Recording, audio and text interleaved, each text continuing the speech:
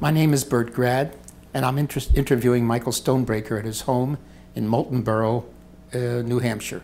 It's August 23rd, 2007, and this interview is part of the Software Industry Special Interest Group's Oral History Project for the Computer History Museum.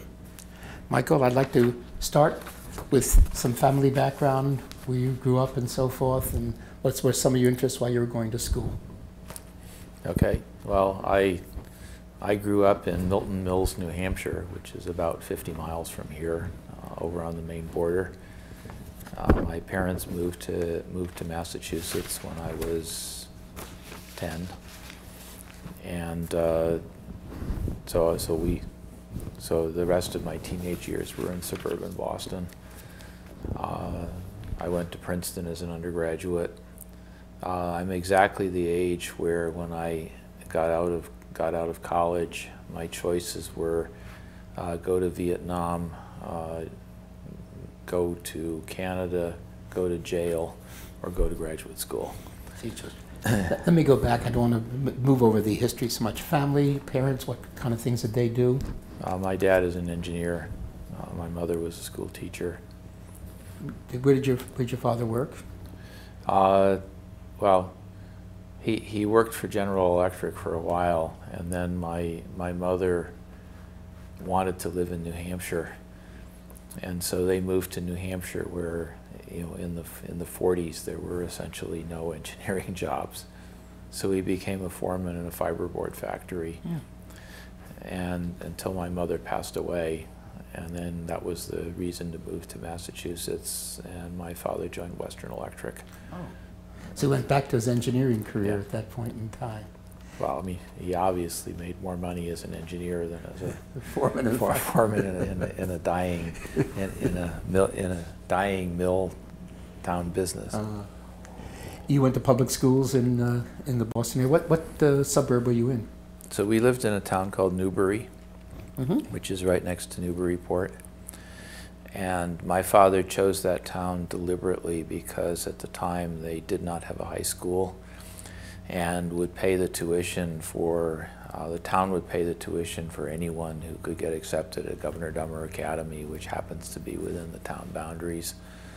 And what was the name of the school? Governor Dummer Academy. It's in the same general league as St. Mark's and Milton, Milton Academy and Barnes and Noble, those kind of places.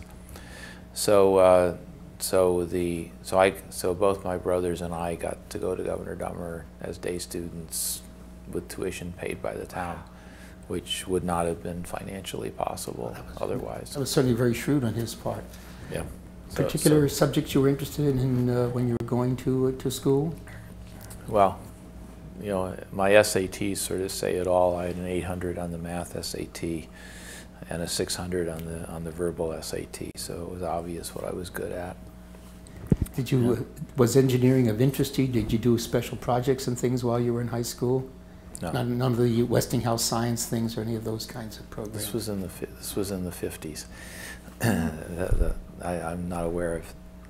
The level of activity available in the school system now is much better than 60 years ago. Were there particular subjects, the science subjects, that you liked the most? Well, I mean, the Governor Dummer had was a traditional boarding school in the English style tradition, so there really wasn't any choices. Everybody took Latin, math, physics, English, chemistry. So anyway, everybody took essentially the same curriculum. Did you have any siblings? I have two brothers. And were they basically going the same program that you went through? Yes. The older, younger? I'm the middle of three brothers. This proves all kinds of things about the older, younger syndromes and so forth. Sports, any other activities while you were there? Well, there were compulsory athletics at Governor Dummer. So I played soccer, I played basketball, and I played golf. Strong interests or just things you did? Things I did. Choice of Princeton, why? Stupid move. I mean, the reasoning at the time was that, I realized I was obviously good at math, physics, chemistry. I could have done anything in the sciences. It was probably my father's influence to say, you know, if you become an engineer, you have better job prospects, which is absolutely true. And so I wanted an engineering school that was in a liberal arts school, so that it wasn't just a bunch of geeks. I wanted to be far enough away from home so my parents couldn't come visit, and I could go any place I wanted to. So I was a good enough student, and Princeton, you know, fulfilled those characteristics. Having gone to a, quote, private school, academy, was that of assistance to you in getting into Princeton? Of course. But I say, Governor Dummer was an all-male school. Princeton at the time was an all-male school. So my social life definitely suffered. And I'm sure I would have been better off going to a co-ed school. You know, I mean, I could have gone to Stanford and didn't. Did you consider going that far away? No. Economically, were there any specific issues that would have determined where you went? Because Princeton was a pretty expensive school at that point, and still is, obviously. Yeah. Well, it turned out my grandmother had left a trust fund that basically paid college tuition for both my brothers and I. So that was a free choice, kind of. You had a choice to make. I could have gone anywhere. Had your father? Where had he gone to college? He went to Michigan State. Okay. Talk a little bit about your work at Princeton and what you did. Well, I was an electrical engineer, and you know, I was a typical college student. You know, we worked hard, caroused on weekends, went on long road trips in search of women. I said, were there fraternities there at Princeton? At Princeton, there are no fraternities. There are what are called eating clubs, which are sort of local fraternities that essentially everyone joins. So I joined an eating club. Did that provide you with lifetime friendships or people that you've continued to be in contact with? Yeah. People in the field here or just totally unrelated to the field? Unrelated. So I have friends I stay in touch with from Princeton, but no one who's an engineer. Were you involved in sports or any other other activities? You were pretty much your courses? I wasn't good enough to be on. I mean, the eating clubs had intramural sports, so I played basketball and golf intramurally, but I wasn't anywhere good enough to. So you were tall enough for that time period, but. But I wasn't very well coordinated. Again, you had double E. Did you take any significant other courses? Were you taking computer courses during that period of time? Well, this was at the beginning of the computer era, so yeah. there were no the only computer courses there were no computer courses, you know, in 1961, and so you know the university had just gotten a 7094 or 7090, something like that. Mm-hmm. So in EE we started to do programming, but this was well before there were any computer science departments. Did you use Fortran? Do you remember at that time? Of course. I mean, that was what you programmed. That was all there was. That was all there was there to do.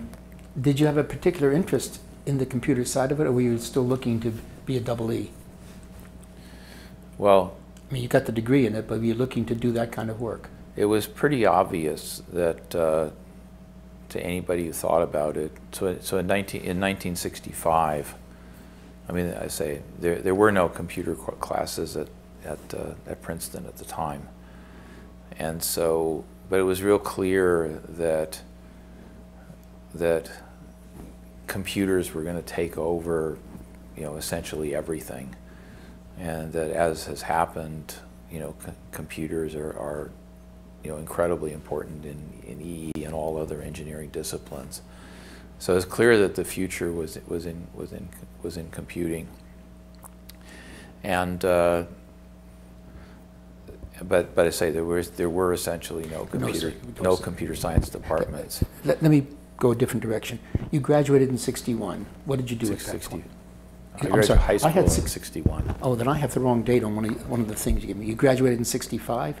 I graduated from Princeton in 65. Ah, okay, I had the wrong dates. When you graduated, did you go directly to graduate school? You said you had some choices there. Well, my choices were jail, the Army, graduate school, or leave the country. And this was while the Vietnam War was in full swing. And the Vietnam War was on the nightly news, every night. And it was real clear that there's a real analogy between the situation in Iraq right now and the situation in Vietnam at the time. So I knew I didn't want to go to Vietnam, but this was during the draft was still in effect and the lottery had not yet come into existence. So any thinking person who could go to graduate school, that was a wise choice. And this was still in the days when the government was in their post-Sputnik, we've got to catch up in the sciences. So I had an NSF fellowship to attend graduate school. So basically it was clear that I was going to sit out the war in graduate school. And so I went to grad school to the University of Michigan in electrical engineering. Did you choose that because of its computer science work? Did it have any relationship there? No, I chose them because they gave me the best fellowship. I could have gone to Stanford, Berkeley, or MIT, or the University of Wisconsin. So your work at Princeton you had done very well then? Yeah. Okay. So I went to Michigan and joined the computer CICE program, Computer Information and Control Engineering, which was sort of a joint program in engineering that was sort of focused on computer science. There was also a computer science department in LNS at Michigan that had just been formed. Was Bernard Geller? He was in the he was in the LNS department. Okay, that's what I was trying So to Bernie remember. Geller was there. Bernie Geller was there, yeah. And so I quickly realized that anyone could call themselves a computer scientist at that time. And so I just started taking computing courses and called myself a computer scientist. And you could still do that at the time. You did not get a master's degree? Did you go directly to a PhD? Or I have a master's degree You also. do have a master's. It didn't show up on your thing there. So you got that probably, what, 67, 68? 66. 66. And that was in EE as well? I was in CICE. CICE, okay.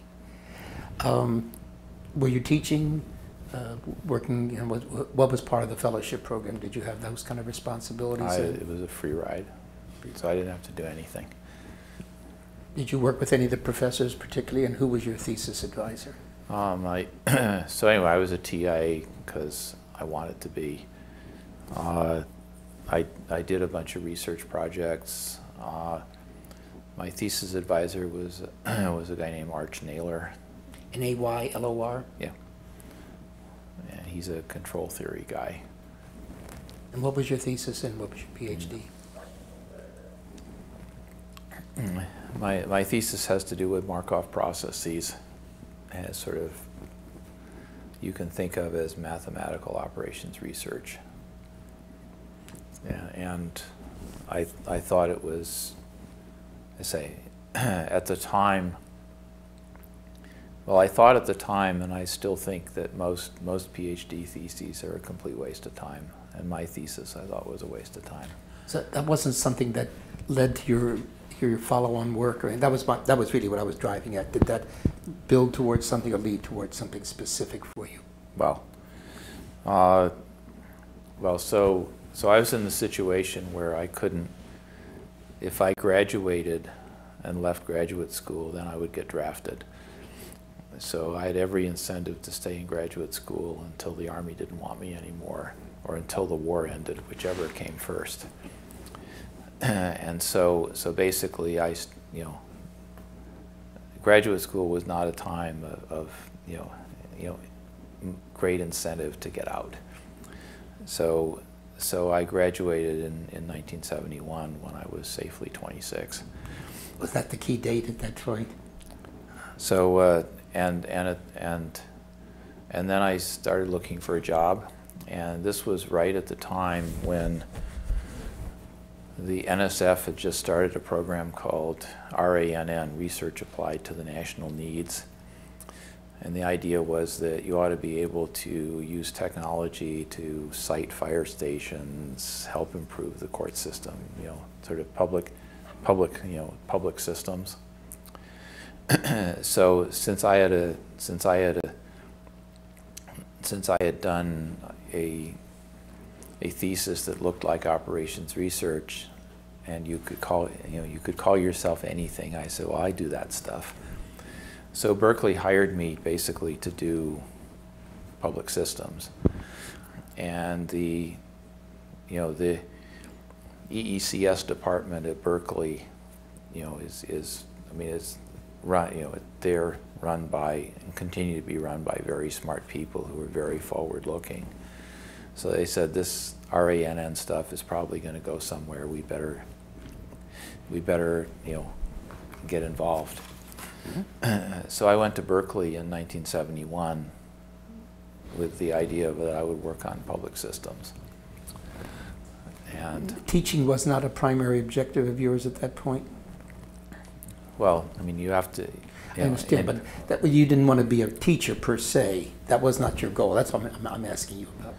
Well, I think if you go into any name university, it's made crystal clear to you that you have 5 years to to get famous and get tenure, or you get fired.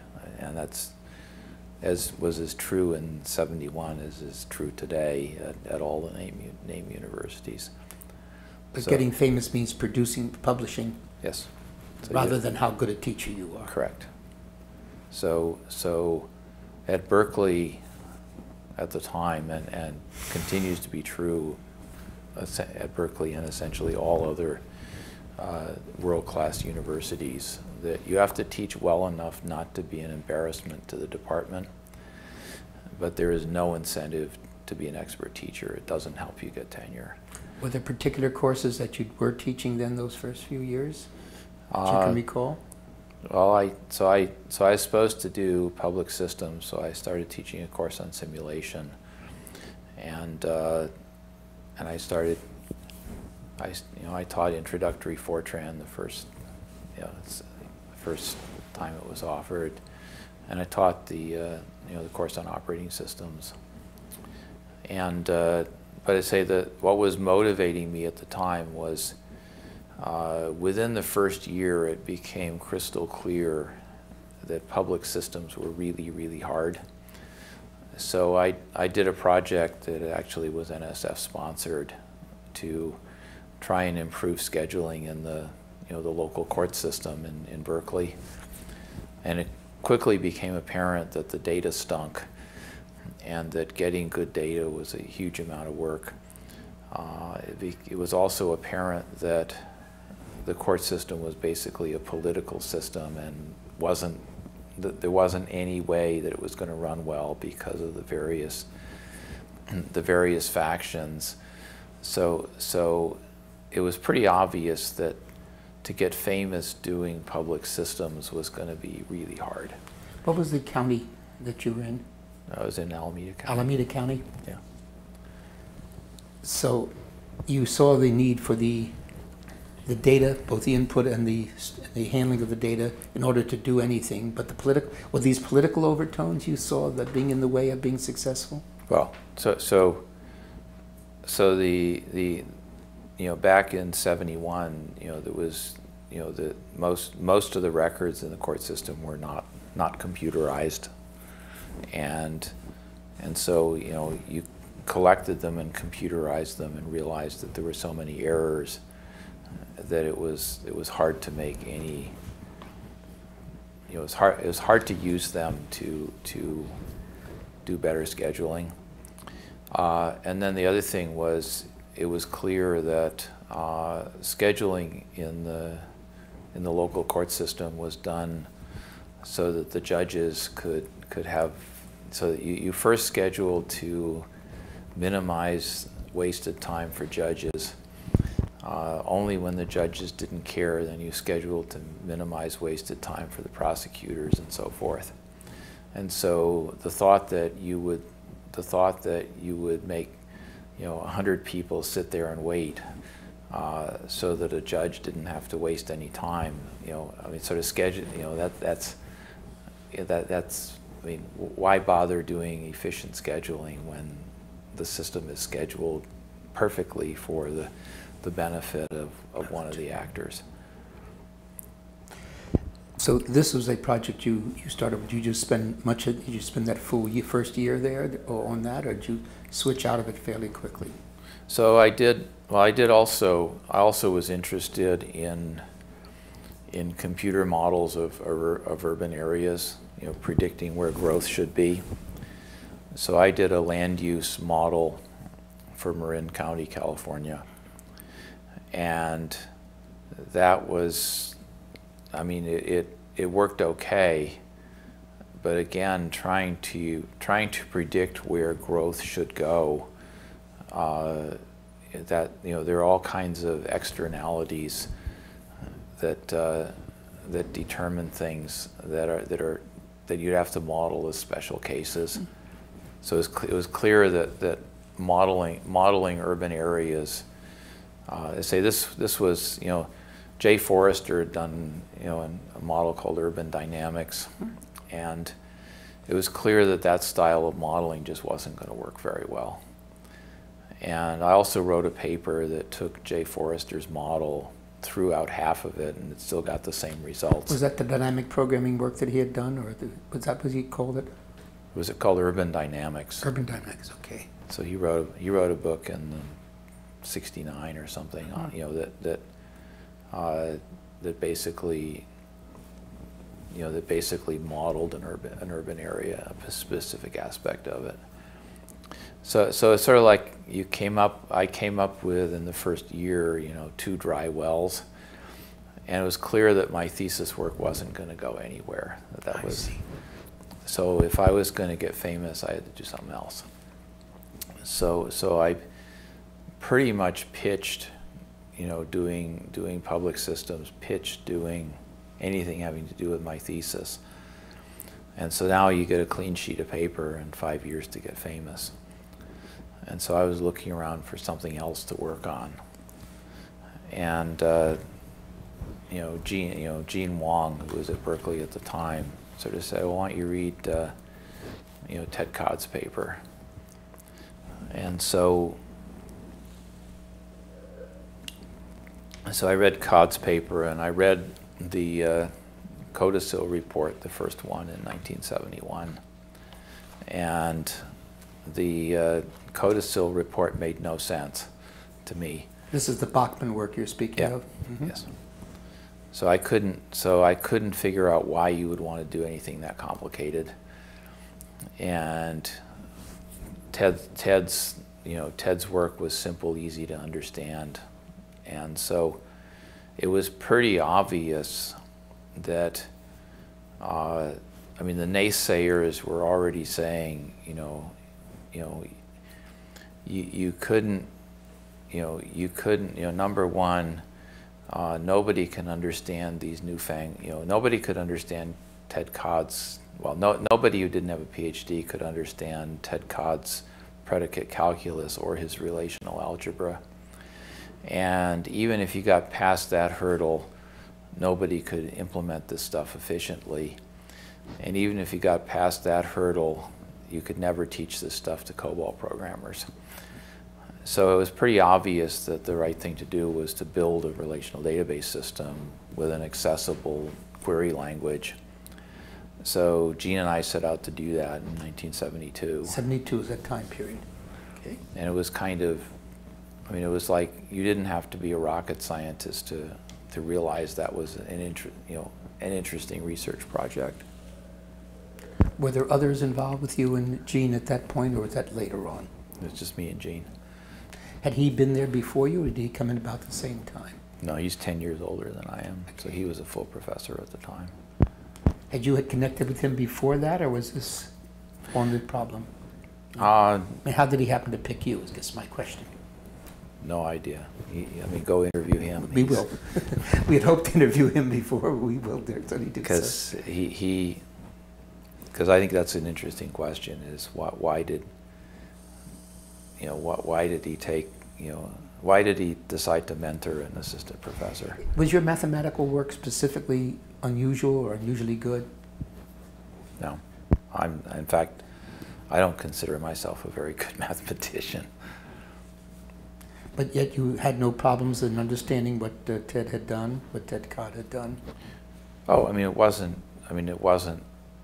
to a computer science. Well, I mean, the problem with Codd's work is that he basically has a first order predicate calculus with existential and universal quantifiers. And anybody who doesn't have a mathematical background, just sort of looks at that and says, what the heck is this Greek? And but as long as you have a reasonable mathematical background, yeah, that's not a perfectly accessible. was not a technical barrier in that Yeah, regard. no. Okay. I want to blend the discussion. You continue there at Berkeley for many years, 25 years, I think, altogether. Yep. Going from assistant professorship, I guess, from 71 to 76, to associate from 76 to 82, and then full professorship after that. Mm-hmm. Was the teaching part ever a significant portion of your interest or your work? No, I mean, I'm just saying. You had to do it. I mean, you're displaying, you've clearly never been in academia. Because you wouldn't ask that question. The answer is I do know, but I wanted to get it on Oh, tape here. okay. Go ahead. Well, so... I'm sorry, maybe make a point, Michael. It is not usual for us to have many people who are coming from an academic environment who have been very successful entrepreneurs. Yeah. That is, you're a relative, you're an exception to that. There are a few others, but you're an exception. Yeah. I'm trying to get that point across here. So I think the situation is that in order to get tenure, you've got to become famous. To become famous, you've got to write a bunch of interesting papers. Those pretty much require graduate students to help you because you don't have enough throw weight otherwise. To get graduate students to work with you, you've got to raise money. And so you're basically running a little entrepreneurial research group, and that's what every successful professor does. So, and getting tenure is all about making that process work and spending only as much time teaching as is necessary to avoid being an embarrassment. And once you get tenure, there are some people who decide to reorient their priorities completely. But most people continue in the same model, and the university highly encourages that because, for example, Berkeley, as well as most other named universities, the university doesn't pay your phone bill. You've got to raise external money to pay your phone bill, have any secretarial support, buy any computers. I mean, and so if you don't bring in research money, life is unbearable in most major universities. When did you raise your first research money on your own? 1971. So you had done it right away. Well, you have to. I mean, you can't. So that was the NSF money then at that Yeah. point in time? Now how about with Gene Wang? Where did you get the research money from for that? So the database money, we had we had grants from NSF, we had grants from the Office of Naval Research, we had grants from the Army Research Office. Say we were hustling money. Was it specifically for this kind of work? For relational databases. Okay, so you had identified that as an area that might be of value to them. Well, in '72, Gene and I decided to start building what turned into INGRIS, and we assembled, a team of students to work on it, and we immediately wrote grant proposals to support that work. And fairly quickly, we had enough money. INGRIS was written by one full-time programmer and 3 or 4 students between 1973 and 1976. And so we had enough, we got enough research money to support that level of activity. Who did the design work on INGRIS? Well, Gene and I worked on it together. The architecture of the system was mostly me. Gene designed the query language Quell. So that was his, Quell was his. Quell was his. And he designed the initial optimization strategy. So the query optimizer was Gene's. I designed the execution engine, file system, all the lower levels of the system. Along with Jerry Held, who has had an illustrious career in his own right. I guess was at your meeting. He was at the meeting. He was a significant contributor, of course. So he came on the scene fairly quickly. I think in '74, and he and I sort of, did all the underpinnings of the system. But you were doing this while you were still at the university. Did the university have ownership or feel it had ownership of what you were doing? Okay, the INGRIS, I say this is an interesting and raging debate to this day. I declared INGRIS to be public domain software available to anybody. And it was de facto public domain because by about 1970, so what happened was we got the system to work in sort of the academic version of Works, meaning we could get it to work and run a few queries by like 1975. And most research projects declare success and move on to something else. And so you put in the first 90% of the effort to get something to work. And then you put in the second 90% of the work to get it to really work. So in '75 and '76, I don't know why, we made INGRIS really work so that other people could actually get it to do something. So we had by '77, I think we had about 50 or 60 installations of INGRIS, around the world. Mostly at universities, or were they at all kinds of places? Mostly at universities and research labs. So they were using Quell then as their language at that point. That was what it supported. So it was de facto public domain because we had sent it out widely. So the intellectual property, what I've done forever is to just say everything I do is in the public domain, and the university has no specific rights to the software. Was there a problem with them at the time? No. Well, has there been a problem subsequent to that? No. I mean, the university had no problem with that then? No. Well, the technology licensing office of every major university doesn't like that. I know. And so at the time, sort of all through the '80s at Berkeley, the CS department basically declared everything they did public domain. I see. From 4BSD Unix to Maxima. I mean, there were a bunch of really interesting computer science work, all of which was public domain.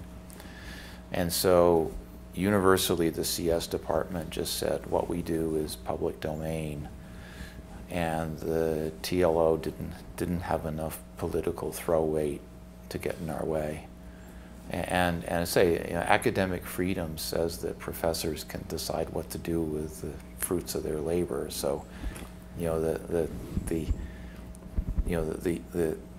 scholarly faculty stuff was all on our side, and so the TLO could do was lobby to say, why don't you let us own it? And we would just say no. I was told in some of the other interviews and so forth and discussions that you were in contact with the people at IBM in Santa Teresa, San Jose, during this period of time. There was no Santa Teresa at the time. So San Jose. San Jose. So how did that relationship develop? How did that work out? Well, I say Jim Gray, who we all know, he knows everybody and well, it's hard to talk about Jim given his current status. But anyway, Jim is just a fabulous guy, is or was. I don't know what we should say at this point. Just for the record, that Jim Gray was lost at sea about, 6 months ago or so, and never been any proof as to what happened. Yeah. So Jim Gray has a PhD from Berkeley and was around during '71 and part of '72. So I mean, I got to know him, and then he went to IBM Research and joined the System R team. And he's the kind of guy that just pokes his nose into everything. So it was mostly his doing that we would go to San Jose, or IBM Research in San Jose. There's still Alma didn't exist at the time, or they would come up here. So we probably met every 6 months, and so we knew what they were doing. They knew what we were doing. Now, at the time, you knew about the work they were doing on SQL, and Gene went ahead and created a different language, which he felt was better, I assume. Well, I mean, not to say, I'm sure you'll interview or have interviewed Don Chamberlain. So Don came up with this language called Square in 1972, which is actually quite a nice, clean language. That's regular SQAR. He did not mention that. SQUARE. Okay. And it had this problem that you couldn't type it on the terminals at the time, because it required you to go up and down. And so then he designed a version of Square that could be typed on a normal terminal, and that was the first version of SQL. And from the very beginning, both Gene and I thought SQL was a terrible language. And as I say, there's a very interesting article by Chris Date around 1985 that is an 80-page critique of SQL. And we understood all of that all along. And so, I mean, I can go into why I think SQL sucks, but I say we thought we could do something way, way better. Also, the first version of SQL and the first version of, so we knew about Square before we built Quell, but the transmuting Square into SQL and building Quell were pretty much parallel activities. Were you seeing this that early as a business opportunity, or seeing this as a research type of thing? Of course not. I was totally focused on getting tenure. So that was your objective and your goal. So Ingres was my ticket to tenure, and that was the only thing of any significance. Gene was a tenured professor already at that point in time, so that was not. Was that his? So his goal was, again, the research and the creation work. Well, I think his, I mean, you should interview him. We will. Because we definitely will. Because I would just be putting words in his mouth, and I think, he's a control theory guy, very much an EE guy, and I think he viewed this as a way to broaden his interests, which he's very, very successfully done. So, but I say you should ask him that question. What I was trying to get at is whether that early you saw this as a business opportunity, an Abs- entrepreneurial opportunity. That Absolutely was what I'm not. getting at. Absolutely not. No, okay. So I can tell you how the entrepreneurial thing came about, but that was much later. Yeah, let's stay with that on the thing. In building the system that you built, you were aware of the System R work. Yeah. Were there similar models as far as the implementation was concerned? Were they just totally independent pieces of work? No. Let's say the System R team was much bigger. I mean, they had like 12 PhDs. We had me and Gene, one full-time programmer and some pickup students. They were forced to use VM370. They were forced to do a mainframe implementation. We quickly figured out, the data center at Berkeley had a CDC 6400, which was a batch machine, and it was obvious that was a non-starter to do a database system on. So we hustled enough money to buy our own computer, and what happened was, Ken Thompson is of Unix fame, turns out to have gone to Berkeley, and so through a series of lucky accidents, we said, well, let's buy a mini computer and run Unix on it. And so we got Ken Thompson to bring out Unix and install it, and I think we were probably the first installation of Unix outside of Bell Labs. That may not be true, but we were a very early one. What mini computer did you get? We had a PDP 1140. It was all we could afford. And that may have been a very good thing to implement on a much smaller machine. So we were fundamentally focused on a mini computer on Unix. We were coding in C.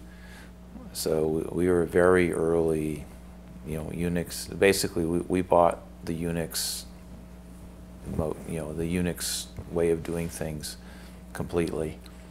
So I think and we had a public domain system which we could send to anybody. The System R guys couldn't, had to get lawyers involved and sign non-disclosures to give System R to anybody. So I think the projects just, were fairly, the implementations are very different. And I think collectively, the System R guys focused on certain things, we focused on certain things, and largely the two implementations were complementary. Was there a discussion between the two of you at that time of the SQL versus the Quell languages? An attempt to maybe bring them together or integrate them in some way? Oh, they're not integratable. I see. Just the nature of them is such that they couldn't have joined them. Well, I think in my opinion, the big error that the SQL guys made was Square had this nice feature that you said, putting it in words, select name from employee where department. And now how do you find the department? So that's a block. Now how do you find the department? Well, it's the department, select department from department table where floor equals 1. It's very nice block structured. So you had inner blocks and outer blocks, and if the inner block needed some more information, you'd have an inner block and so forth. So it's a very nice block structured language. The trouble is that that was a lot of the philosophy of Square. The trouble is that first of all, aggregates don't work very well in this model. And secondly, it turns out that there are a bunch of queries that cannot be solved in this purely block structured fashion. And you have to have, instead of having and the whole idea was you evaluate the inner, that produces an answer. You substitute that into the inner, and you do sort of from inside to out to solve the query. But there's a whole bunch of queries that's not a general enough query paradigm. So so what ended up having to happen was SQL had to get extended, and I think SQL 2 was, I think, in 1976. And so it put in the notion of, in SQL 1 you did joins from inner blocks to outer blocks. In SQL 2 you could have multi-table blocks, so that you could say select yada yada from employee comma E, department comma D, and you could have single block multi-table queries. And that basically rendered the block structured notation in SQL 1 obsolete. And instead of redesigning the language completely to get rid of the nested nature of SQL, they just tacked on the extra stuff. And so I think SQL could have used a total redesign from SQL 1 to SQL 2, and they didn't do it. And I don't know, you'd have to talk to Don Chamberlain about what he was thinking about at the time. How would you characterize? But anyway, I'm sorry. Anyway, Quell was always it had no nested structure. We didn't believe in nested structures. So the two languages were very semantically different. So you couldn't have put them together. And Gene Wang was the conceptualizer for the language then? Yeah. Did you find areas or types of queries in which Quell was not an effective way to work? Well, I think sort of in the early 80s, when Oracle had commercialized SQL and Ingres Corporation had commercialized Ingres, a big selling feature of Ingres was that Quell was a much nicer language than SQL. And I think that was generally agreed to by practically everybody at the time. Nicer in the sense of being able to form the queries more readily, or better in the sense of leading to better search techniques? Well, both. So it was in both areas you feel was advantageous. Yeah. Well, I think And incidentally, comments that were made at our meeting, almost everyone there seems to feel that Quell was a better language. I'm not, even Don Chamberlain may agree with that, I don't know. Well, see, the problem with SQL is the natural way. I don't want to get too technical or we'll spend the whole afternoon on SQL. But if you have a block structured language, it turns out that the natural way to solve it is from inside out, as I said a few minutes ago. But that may not be the best strategy. In order to look at all strategies, you've got to flatten the query into a single block and then have an optimizer look at all the possibilities, which was what Quell did. And so you want a flat language for the benefit of the optimizer. And so the System R guys, in fact, eventually flattened all their nested queries, thereby rendering the whole nesting structure as completely unnecessary. And yet that was the underlying architecture that caused you, you had built in some things that you couldn't get around readily. Right. So I think that was one of the advantages of Quell. It had a cleaner notion of aggregates. One of the things that mystifies me is that in SQL, if you have an outer block and an inner block, so you can say select name from employee where department equals select department name from department where floor equals 1. So remember, there's an equals between the two blocks. Take the same query, take out the equals, and put in the word in, where department in, and then there's the inner block. Well, you would think, under any ordinary circumstances, that those two queries would have the same meaning, but they don't. And so, for whatever reason, Don built in some very strange semantics into SQL that annoy programmers to this very day. Interesting. I'm going to push ahead, as you suggest. Okay, so we're now in 1976. You have a reasonably good version of Ingres working. You have 50, 60 locations that are using it. pretty much on PDP-11s or equivalent machines, or anything that ran under anything that ran Unix? Well, the only things that ran Unix at the time were PDP-11s. Okay. So this was all on 1140s, 1145s, and 1170s. Were you providing any assistance or consulting help to these people who were using the system? So by about 1977,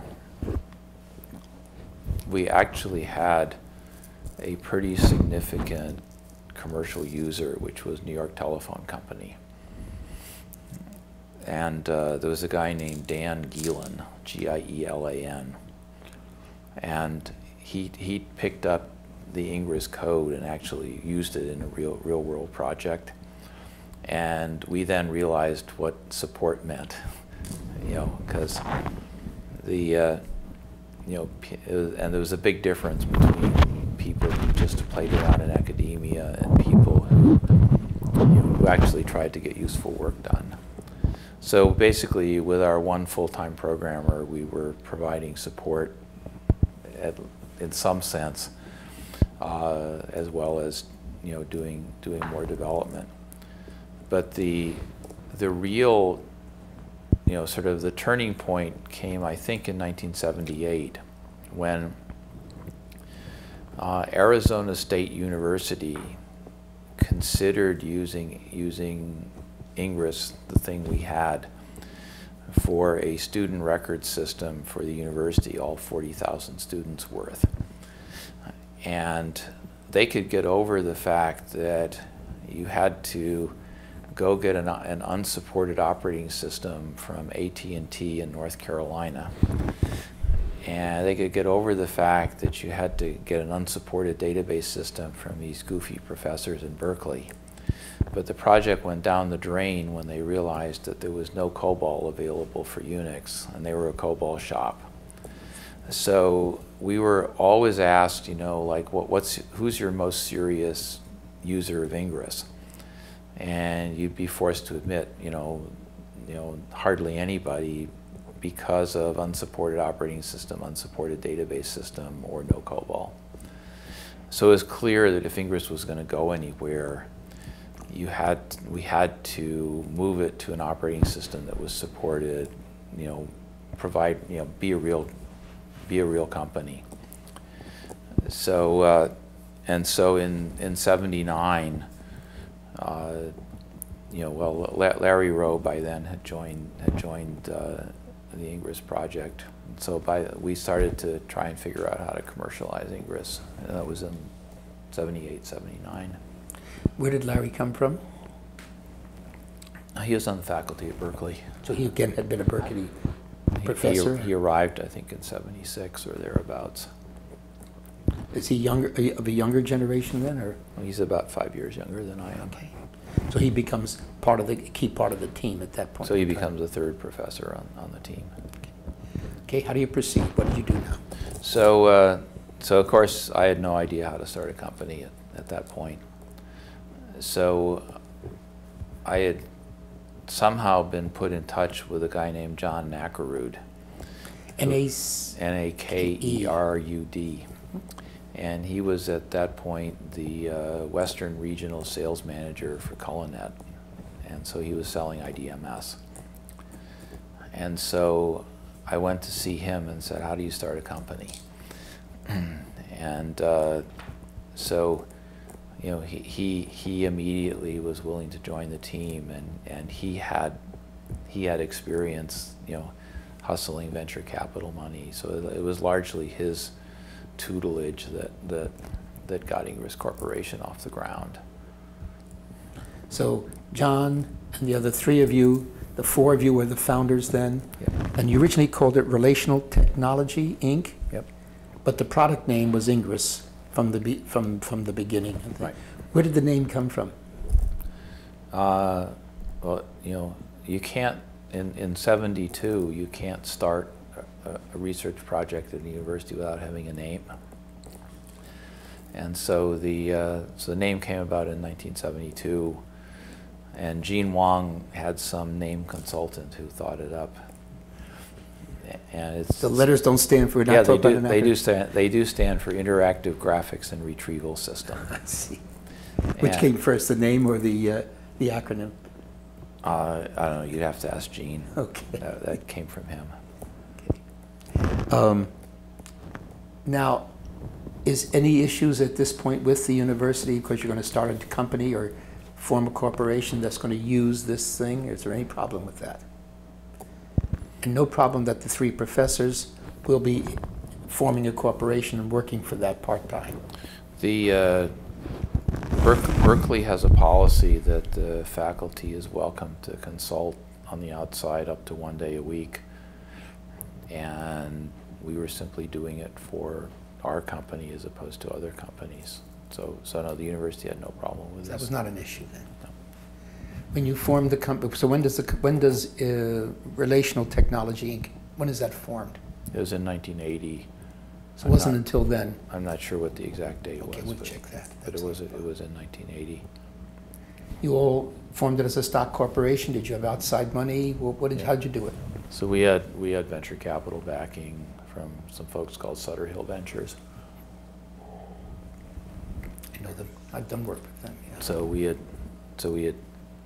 pitched. So we'd pitched to them and a bunch of other VCs, and so they backed. Tell me about this experience of getting this stuff ready for the VCs and creating a new business. That was a new experience for you. Totally new. So how did you feel about it? What role did you play? Well, it was clear immediately that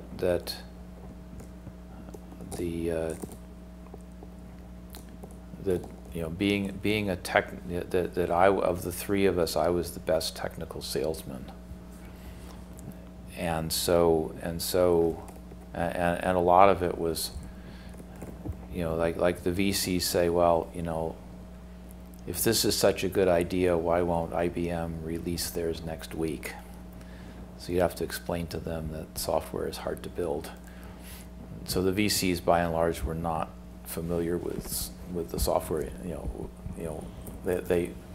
They didn't realize they had mostly done hardware startups, and so you ended up having to teach them why software was hard to build. Well, you're at a point in time. Culinet had just gone public as the first company that had gone public of the software companies. What was it?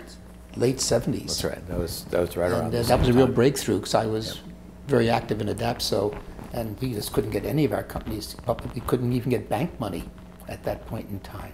So you must have done a heck of a selling job to get the VCs to put money in at that point. Or someone did. No, it was mostly me. I think, yeah, but I think another way of looking at it was Sutter Hill Ventures, gave us a very crummy. I mean, they got a really good deal. So I think their point of view was almost certainly, squeeze squeeze them hard. Don't put in very much money. And so if it goes belly up, so what?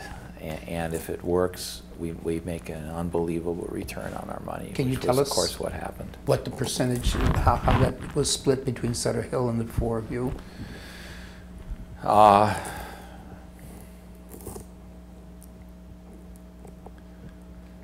I could reconstruct that, but the market cap of the initial round valued the company post money at less than $1 million. Well, this was 1980. Yeah, well, that's so I think by today's standards, the deal stunk for the entrepreneurs. Did they get half the company? Did they get close to half? That was all I was trying to remember. Whether they were in control, or were you people in control? That was my question. I mean, fundamentally, I've now done 5 startups, and the VCs essentially never agree not to be in control. So regardless of what the stock shares were, there was they would be controlling direction. Well, I think in the case of startups, let me see how I can answer that question. I think let me see. At the end of the day, the only thing the VCs can do, I guess at the end of the, and to a first approximation, the VCs had very, very little power over any company I've been involved in, because you just tell them no, and what are they going to do? Fire me? I mean, so I've always been unfireable in any of these ventures. Meaning that if I said I wasn't going to do something and they said, yes, you are, then I would quit, and then They have nothing. Then they have nothing. So I've always held a special position that is very different than in a typical company. So I think the only time they have power is when the company runs out of money. And then you have to raise money, and then they have power. But I find, to first approximation, their power is pretty limited in any venture I've been involved in. What was your title then when you formed Relational Technology? CTO. You were CTO. Who was the CEO at that point? Do you remember? It was John Nackerud. John. Did the others have formal positions, Larry and Gene, in the company? Yeah. So we were all technically consultants 1 day a week, doing various things. Did John bring in marketing people then and so forth, or is that too early at that point? So in 1980 we started operation, in John Nackerud's basement to save money, and so the whole idea was to port the Ingres code to VMS, because you had to get it, because Unix was unsupported. There was no report writer, so fill in the utilities that weren't there, write serious documentation, and then work on getting the system to go faster. And so pretty much, we spent at least a year, sort of heads down engineering, sort of moving the system to something that we could sell. And so I think there's probably 80. So the company was John Nackerud plus a bunch of engineers for the first 18 months. And then we started to add people. And you had enough money from that initial funding to carry you that long? So it turned out that at this point, we had, first of all, we lived in Nackerud's basement. So I mean, this wasn't a garage operation, it was a basement operation. We didn't buy a computer, we used the one at Lawrence Berkeley Labs. So I mean, we lived, I guess we lived lean beyond belief. But you had to pay the programmers. Yeah. Who were working. And so, but we only had like 4 or 5. So a very small team. Yeah, so that was all we could afford. And so we made $350,000 last, I'm going to guess 2 years. Gene would probably know better, but to say this was a shoestring operation.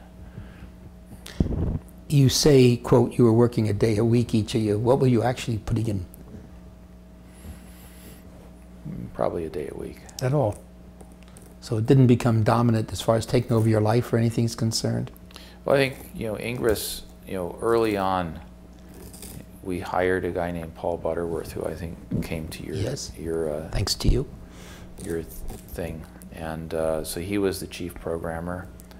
So really, the 3 of us sort of did technical marketing and watched over the engineering team, and you can do that in a day a week. You kept the name Relational Technology for a while. When did you change it? Do you remember? 83, I don't know, sometime around there. Because Oracle's original name was something very close to that, if I remember correctly, like Relational Technology Systems or something like that. Well, when we started to sell the product, seriously, Nackerud said, look, I'm the guy from Ingres, I'm not the guy from Relational Technology. So change. There's no upside to having a different name for the company than the product. I mean, Oracle came to the same conclusion. Because now Oracle had been in existence a little earlier than you. The 77 or 78 sticks in my mind as being about the right time when Larry's formed the company. They were slightly ahead of us, yeah. Yeah. Were you aware of them and what they were doing when you formed your company? Oh, sure. Was that a factor to you? Was that a consideration of any kind at that time? Well, Larry was out in the marketplace when Oracle didn't work, saying he was 10 times faster than Ingres, which did work. And so that kind of got my shackles up. See. I think the interesting thing about Oracle and Ingres was that Ingres revenues went in 82, 83, and 84 went 1 million, 4 million, 9 million. And so we did 9 million in 1984. I think that's right. You can probably, Gene Wang would probably know better. But even though Oracle had been in the market earlier, we were gaining on them substantially. And so I think Oracle did like 12 million or 11 million in 84. So we were gaining on them, and we had a better product. Practically everyone agrees that the Oracle product just stunk at the time. And so we were gaining on them. And the key event, which I think is a complete watershed, was in 84, IBM announced DB2. And sort of up until then, they sold SQL DS on DOS, and that was considered a non-engine to anybody serious. And so they had a dual database strategy, which is run IMS on MVS and run whatever you want on the other operating systems. And so in 84, they announced that DB2 was going to be available on MVS. And that, and at the time, IBM had way more throw weight than they have now. And so in one swell FOOP, they had enough throw weight that meant SQL was the answer. And anybody with any other query language, got to convert to SQL. And Larry Ellison very skillfully, sort of marketed the heck out of, we're selling SQL now.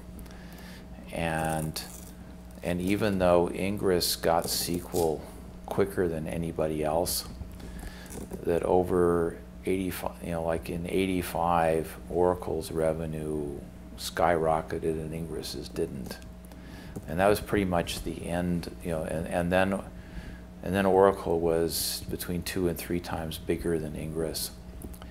And then they marketed that we're the safe, we're the big guy, we're the safe bet. And they started employing what I call the America Cup strategy, which is whatever Ingres did, Oracle would announce, well, we're doing that too. And so, and even though they rarely did, it's sort of the standard Microsoft tactic these days. So Oracle and Bill Gates are experts at lying to their customers, sort of selling futures to stall the market, and so as I say, Oracle did that very successfully. But in my opinion, if IBM hadn't announced DB2, Oracle and Ingres would have switched places within a couple of years. Did you feel you had enough infrastructure in your company at that point to have really grown? That's a very fast growth rate that you were describing. Sure. We were, or I think put differently, IBM, so IBM had to know the problems with SQL at the time, and they chose not to fix it. That was going to be my other question. They did not make the major changes you feel would have been necessary. So I think they simply took the System R front end and glued it onto vSAM And so they didn't change the upper levels of System R at all. And so if Eagle had succeeded, and I can talk about that if you want. I can do a little bit. Or if they hadn't just done the cheapy, dirty, glue the top half of System R onto vSAM, either of those two events would have had a very different commercial. It would have caused just major implications downstream. I'd like you to talk a little bit about Eagle, if you would. What do you know Sure. about it, and so forth? So if you're IBM and you're looking for an MVS database system, and you've got one called IMS, which is kind of a low-level thing, and here's this high-level interface, the obvious thing to try and do is stick the high-level interface onto the low-level system, which is what Eagle was attempting to do. And the trouble is that it technically didn't work because of the design of IMS logical databases. So what IMS, one of the failings, one of the problems with IMS is that, again, in 1968, which was when it first came out, it was a very clean hierarchical system. And so their interface language DL1 was perfectly reasonable, hierarchical, sort of low-level query language. If they just stayed there, they could have put System R right on top of that system. But what happened was that IMS customers immediately started whining that you have a hierarchical system and we have network data, sort of we have codicil style data. So IMS tried to react to sort of the requirements for networks by creating these things called logical databases, which meant that underneath sheets it was really a network, but DL1, which was a hierarchical language, still worked. They did this with this kludge called logical databases. And that sort of screwed up the physical structure down in the guts that made it impossible to put a clean semantic query language on top of IMS. And it had to do with they couldn't make inserts and deletes work right. And so it just technically didn't work. And sort of the moral of the story is that if you have, which I think Google is very, very good at, which is if you have a paradigm, don't keep overloading it with, to try and don't try and make a go-kart into a Ferrari, because downstream that's probably going to be a bad idea. So basically they put this networking support into IMS, and that made Eagle impossible. I mean, at the end of the day, because I think the outcome from IBM's point of view would have been vastly better, if they'd been able to say, look, we have this very high performance infrastructure, and if you want to go blindingly fast, code against it. This is called IMS.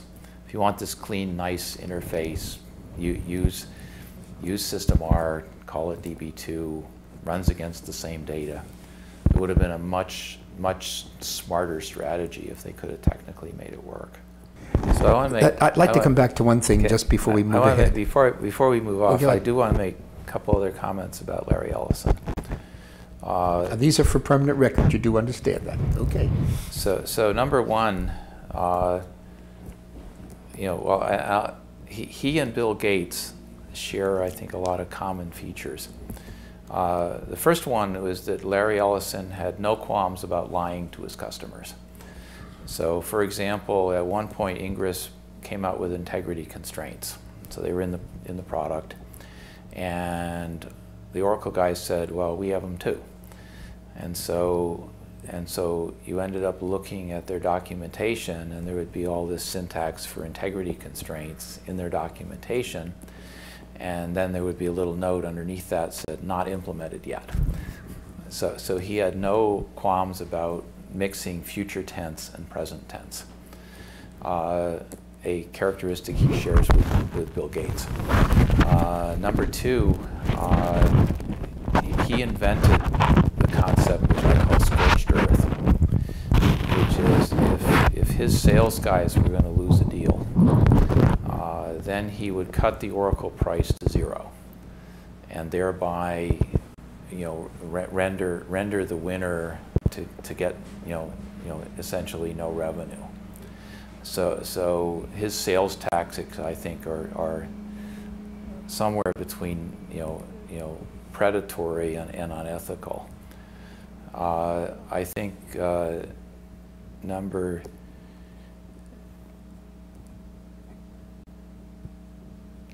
and I think he skillfully and shrewdly capitalized on sort of the DB2 announcement. But I think both he and Bill Gates have given the entire software industry a very bad name, because the other thing about Oracle is that essentially to this day, I mean, it's gotten better in recent years, they QA their product very poorly, and so no one will touch. No serious person will touch Oracle for at least a year after it initially comes out, because the early customers do the Oracle QA. So he releases, well, both companies release buggy products that I would not feel comfortable putting into the marketplace. And then I guess another thing is that Ingres had a real query optimizer, System R style. It was about 1990 before Oracle had one. Oracle evaluated queries from left to right, and you had to write your queries in the correct order that would make them work well. So depending on how you wrote the query, you could get anywhere from good performance to terrible performance. And one of the fundamental tenets of relational databases was you weren't supposed to have to do that, and yet you had to do it with Oracle. So Larry shrewdly marketed that as, well, Ingres merely had a semantic optimizer. We have a syntactic optimizer. And so they were skillful at FUD. But I think I look at things as, to this day, the enterprise software market, I think, is dominated by those two companies. They both release what I consider crummy products routinely. They both attempt to stall the market by saying by talking about future releases long before they exist, and when they're not even committed to actually existing. And they give all customers the reasons to not trust any vendor. And so I think their legacy on the software industry is going to be quite negative for a long period of time. Appreciate your thoughts. I'd like to go back a little bit on relational technology and forming Sure. it. Was there a particular partner at Sutter that had supported you, or was your primary partner you worked with? First it was Len Baker, and after that it was Bill Younger. Was there second levels or third levels of VC funding for the company? We got the second round was led by Welsh Carson Anderson. Oh. And we got on the board a guy from Welsh Carson Anderson whose name I will try and remember. And then there was a C round, and New Enterprise Associates was in that. Now, this is over what period of time are these three rounds taking place? First one you said was 1980. So the A round was in 80. The B round was probably 82. And I don't remember when the C round was. When did the company go public? 87. Okay, so those three rounds carried you until you went public? Yeah.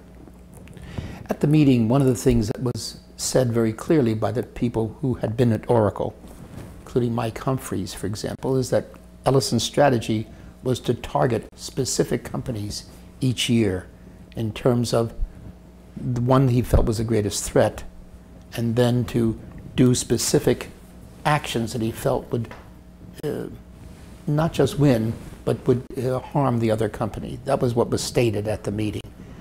Did you feel that? I gather from what you say that you feel that way as well. Well, I think in the mid '80s, that company was Ingres. So you were the ones, they targeted you. Oh, absolutely. And we were, I mean, to a first approximation in the VMS market, you know, we were the only two serious competitors. I mean, at the low end, say Informix played at the low end, but at the high end, we were basically the only two. Now, Sybase was not. Didn't exist. They came in a little later, if I remember correctly. Yeah. Anything more you want to say about what happens with Ingres after this IBM comes out with DB2, Oracle starts to grow much faster? Did your growth curve sort of flatten out at that point in time? What happened?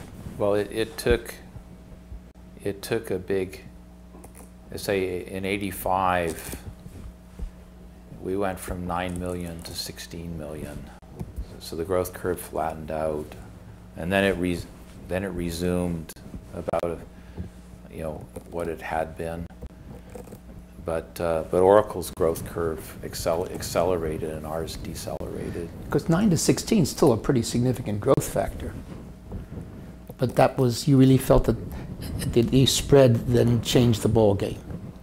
I say so by '87, I think Oracle was, I think, 3 times our size. And it was the differential growth rate in those couple of years. And you went public in '87. So were you making money at that point in time? Was the company profitable? Yeah. Well, I mean, back then you had to be profitable to go public. As against the late '90s. Yes. So, did you, again, who would have, is that the sort of thing that Gene would have more details on? Was he the financial person? Yeah, I mean, he would probably. You were continuing his CTO role then during this period of time. Yep. Were there any other principal new players that had come into Ingres by that point that we should mention here? John Nacru, was he still there at that point, or had he left by then? Well, what happened was at the very beginning, Sutter Hill said, you know, Nacru is a good sales guy, but he's not an administrator. You guys are obviously not administrators. You basically want, you know, a VP of operations. And so they said, you guys should hire Gary Morgenthaler, who is now at, you know, VC. And say we have an oral history of Gary as well. Oh, great. Okay, so you should hire him. And so he was basically, you know, managing the business. Nacru was doing sales, and you know, the 3 of us were watching over engineering. You say watching now. As a CTO, you weren't the VP of development, though. No, that was to first approximation. That was Paul Butterworth, and much later we actually hired a VP of engineering, but that was much later. Other significant people at that point in time that you can remember? So what happened was it became clear fairly quickly that Nacru was not the long-term president, and so I would get gentle nudging from the VCs, and I would just say no, you know, Nacru stays. And so eventually it became clear even to me, and then Nacru was, you know, left the company. We did a search. This would probably have been either '83 or '84, and concluded that we couldn't hire anybody better than Gary, so he got promoted to be CEO. How long did Gary stay?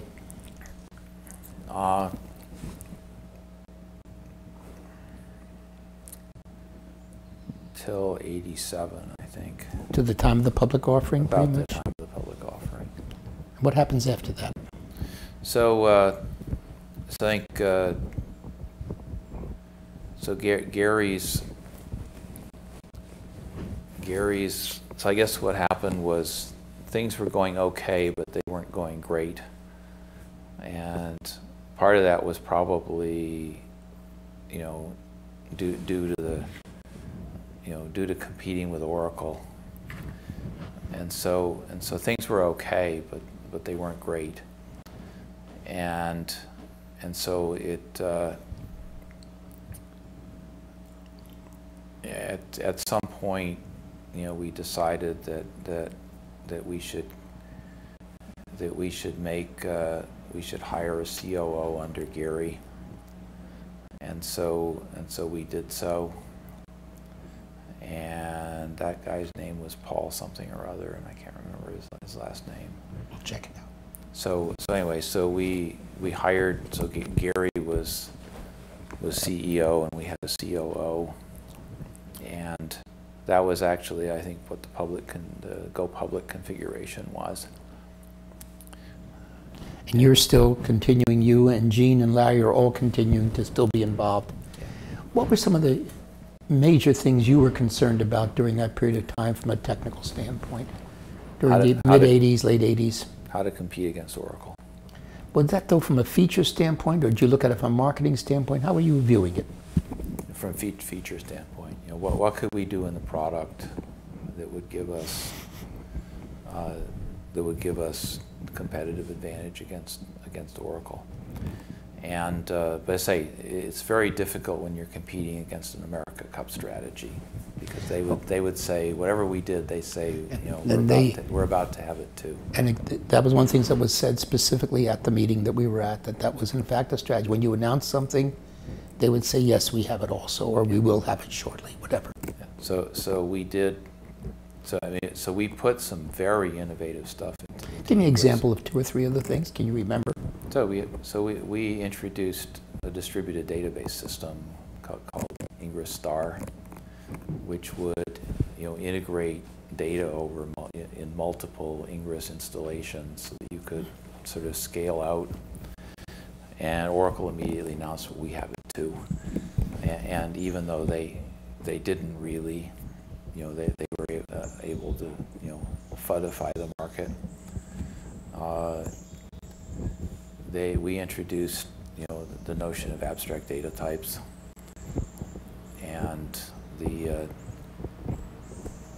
so we did very innovative technical things. I'm just trying to get a record of some of those things that you felt were so significant. The biggest mistake we made, I think, was Gary Kelly, who was then at Sequent, said, what you guys want to do is do intra-query parallelism, so that we can spread a single query over multiple Sequent CPUs. So we had a little skunk works to try and do that, but it was never very serious. So Gary eventually got disgusted, and he left Sequent and went to Informix, who did exactly the same thing. And so intra-query parallelism was largely why Informix was so successful in the early '90s. So that was an opportunity we screwed up, and it was mostly, you know, Ingres was trying to do too many things, and whatever we did, you know, Oracle would apply the America Cup strategy. But did they eventually implement those things, even though they were later? Yeah. So once they saw the spec of what you were doing, they were able to imitate or copy that. Well, they would do crummy installation implementations of parts of stuff, you know, and say they'd have it next month, when in fact it would come out in 3 years. I mean, it was, you know, standard Microsoft Oracle FUD. Well, there's a lot of other companies who had that same approach before that, so it was not invented by either of those 2 companies. That's true. I mean, we have a long record in the mainframe world. There was a company called IBM who was occasionally accused of doing some of those kinds of things. Yes. But let's say, I think, I think everyone will agree that sort of throughout the 80s, Ingres was a universally better product than Oracle, and much more innovative in terms of bringing features into the Now, database. there comes a point in around 1991 where Oracle is in very deep financial trouble and basically is very close to going out of business, we were told. Were you aware of that at the time? Yeah. Did you find any way to take advantage of that weakness? I mean, it didn't help Ingres sales. It did not. Reason? Oracle hit it very well. I mean, we knew it, but if we told customers Oracle's about to go under, they would say, "Says who?" And so you say, "Well, that's what the tom-toms, are telling us." So you weren't able to take advantage of that weakness at that point in time. No. Then they brought in new management, which apparently did clean things up from a financial standpoint. At least that's what we were told. Well, they also were close to going under, I think, in 82 or 83, because their product basically didn't work, and they managed to, pull the rabbit out of the hat then. But yeah, there was. But that was before you were you were a significant company at that point. Yeah. This was years early. Informix becomes a much more significant player in the late 1980s or early 1990s. I think so. So Ingres, I think it was in. So anyway, so I think it was. I mean, I'm not very. My memory on dates isn't very It's good. okay. We'll pick them up. But I think in 89 or 90, it was real clear that Ingres had lost to Oracle, and there wasn't a whole lot you could do about it. And so so you had a viable company, but one that wasn't really going anywhere. And so the company decided to sell itself to Ask, to basically partner with a big application of Ingres, and to get Sandy Kurtzig as president, who would have be able to counter some of Ellison's charisma in the marketplace. So basically, Ask, we got bought by Ask, but to a first approximation, very quickly, it was really a reverse merger, because the Ask system didn't, the Ask manufacturing application didn't really work, and so over the next few quarters, Ingres became the dominant piece of the composite company. Did they buy using stock or using cash? How was that acquisition made? Cash. It was a cash deal. Did you all stay involved in the company after it was bought by Ask? Well, what happened was, all I can do is answer personally. So Sandy Kurtzig arrived on the scene. Her reaction to sort of thin margins was to cut engineering. And the only reason Ingres sold was that it was a technically better product. So she cut engineering, which meant how long could it stay a better product. She also demonstrated that she had no solution to the marketing problem against Oracle.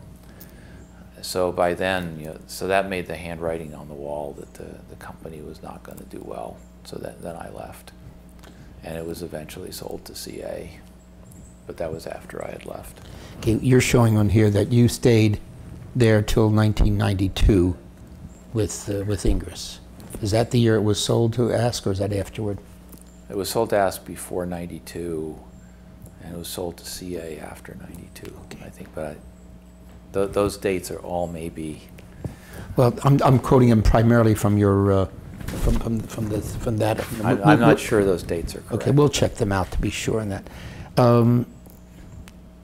Meanwhile, during these years, you're continuing your progress, at least from a associate professor to a full professor standpoint at Berkeley. What other activities were you doing at Berkeley during that time? So what became, so I guess, so Ingres, starting in probably 1981 or 82, there were probably 40 research papers put out by the research community, with all of which had the following theme.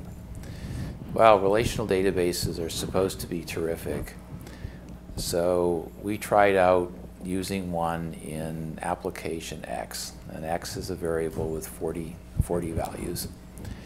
And guess what? It didn't work all that well because of Y, and there's 40 Ys. And therefore, here's the stuff we invented to fix the problem.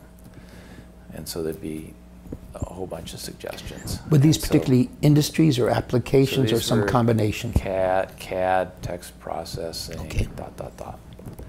So it became pretty clear that relational databases didn't work outside of business data processing at all, because these bunch of examples were all other stuff other than business data processing. So, one of the places where they really didn't work at all was geographic information systems. And one of the main people at Berkeley who was interested in Ingres was a guy named Praveen Varaya, who Spell, please. Varaiya. So he did urban systems and was very interested in geographic data. And it didn't work in relational databases. So I looked at these papers and saw onesie solutions to various vertical markets. So I said there ought to be a better way to fix relational databases than what people are proposing. So we came up with the notion of abstract data types, which are now in all the relational database systems. And we wrote a paper in 1983 that sort of said, here's how to do a much more general way of extendability in relational databases. And at that point, up until then, we had been extending Ingres. So we still had the university version of Ingres, and we still had a full-time programmer and 3 or 4 students. And we were doing various things. And this was on the non-commercial version of Ingres, right, you were using. Okay, thank you. But it was clear that this was not a viable long-term strategy. So at some point, you had to bite the bullet, throw everything away, and rewrite it. So in '83, we decided to throw everything overboard and start writing Postgres.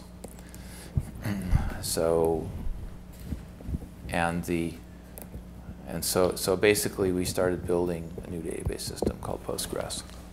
And this was actually during the mid-'80s, not, okay. This was in '83.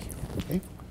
And so the key goal of Postgres was extendability, which is make it work on GIS, make it work on document management, make it work on CAD. The second thing was to, by then, people had put in referential integrity, had put in the notion of triggers. So there were sort of these ad hoc ways of fixing up the database system. So put in a much more general rule system. And then the third thing, which I wish actually had gone somewhere, was you hear lots of people say, if you look at double entry accounting, they don't ever overwrite anything. You put in corrections. And so relational databases have this notion that you want to update something, you overwrite the old value.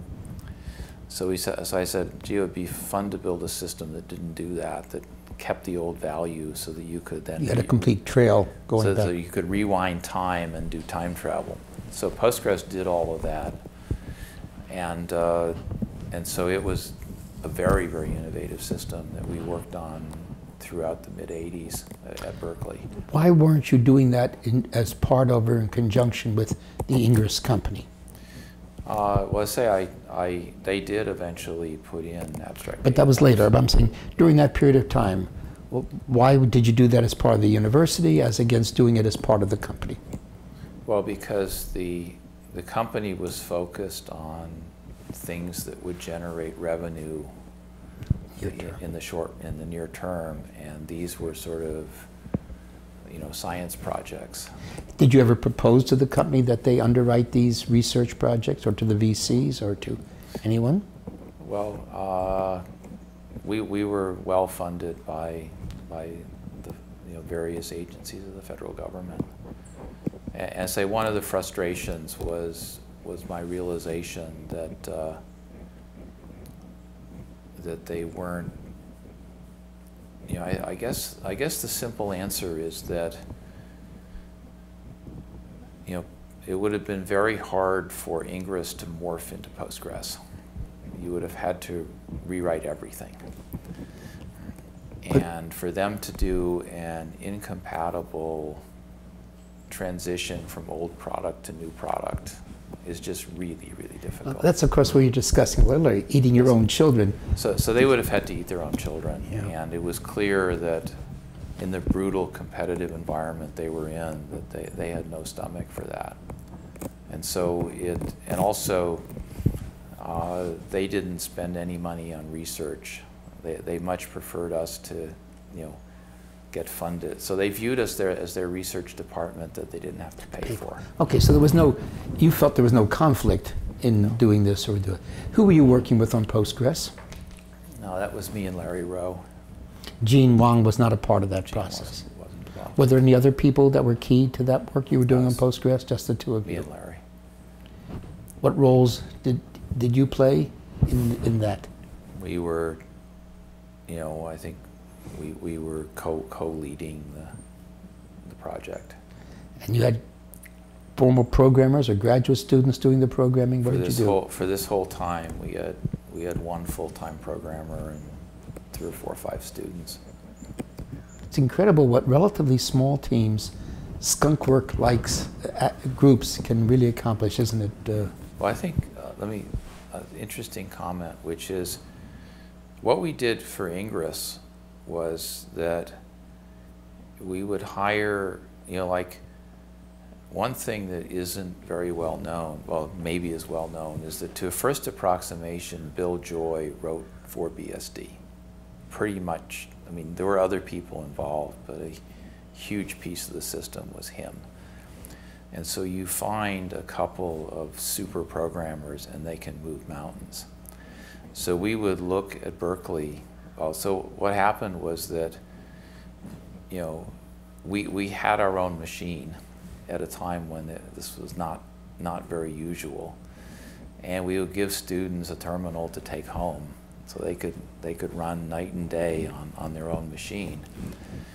And so Eric Ullman, who's now fairly well known as the inventor of SendMail, he was one of the Ingres programmers who wrote just huge amounts of stuff. And so we'd look for, super talented people, and we were attracted because, we had a playpen that was better than what was available. And so throughout most of this time, a small team could produce huge amounts of I think code. that's a very perceptive thing. We've seen And the other quotes. the other thing that you do is that, that this is straight rapid prototyping, which is there's no document, you don't write functional specs or any of the stuff that people do. You just go and do it and see if it works. And if it doesn't work, well, then you try something else. So it's and with a small, very, very bright team, you can get a lot done. Yeah, the arguments that the ratios of the really top programmers versus the average programmer is 10 to 100 to 1. It's an unbelievable ratio. That's right. Yeah, I've had a few of those. I've had the pleasure of working with in my life, and it's really just sort of, you light up when you find people like that. So Postgres, well, Postgres SQL, which is, a popular open source system, is basically the thing we wrote. with a small team in the late 80s and early 90s at Berkeley. Before I forget, going back, when did Ingress support SQL?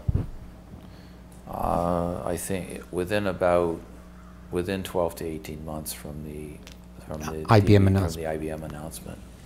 And that never enabled you, though, to catch up on the gap that Oracle had opened up by that point That's in right. time. That's Okay, right. fair enough. Now, Postgres, you're doing the work on that in the mid-'80s.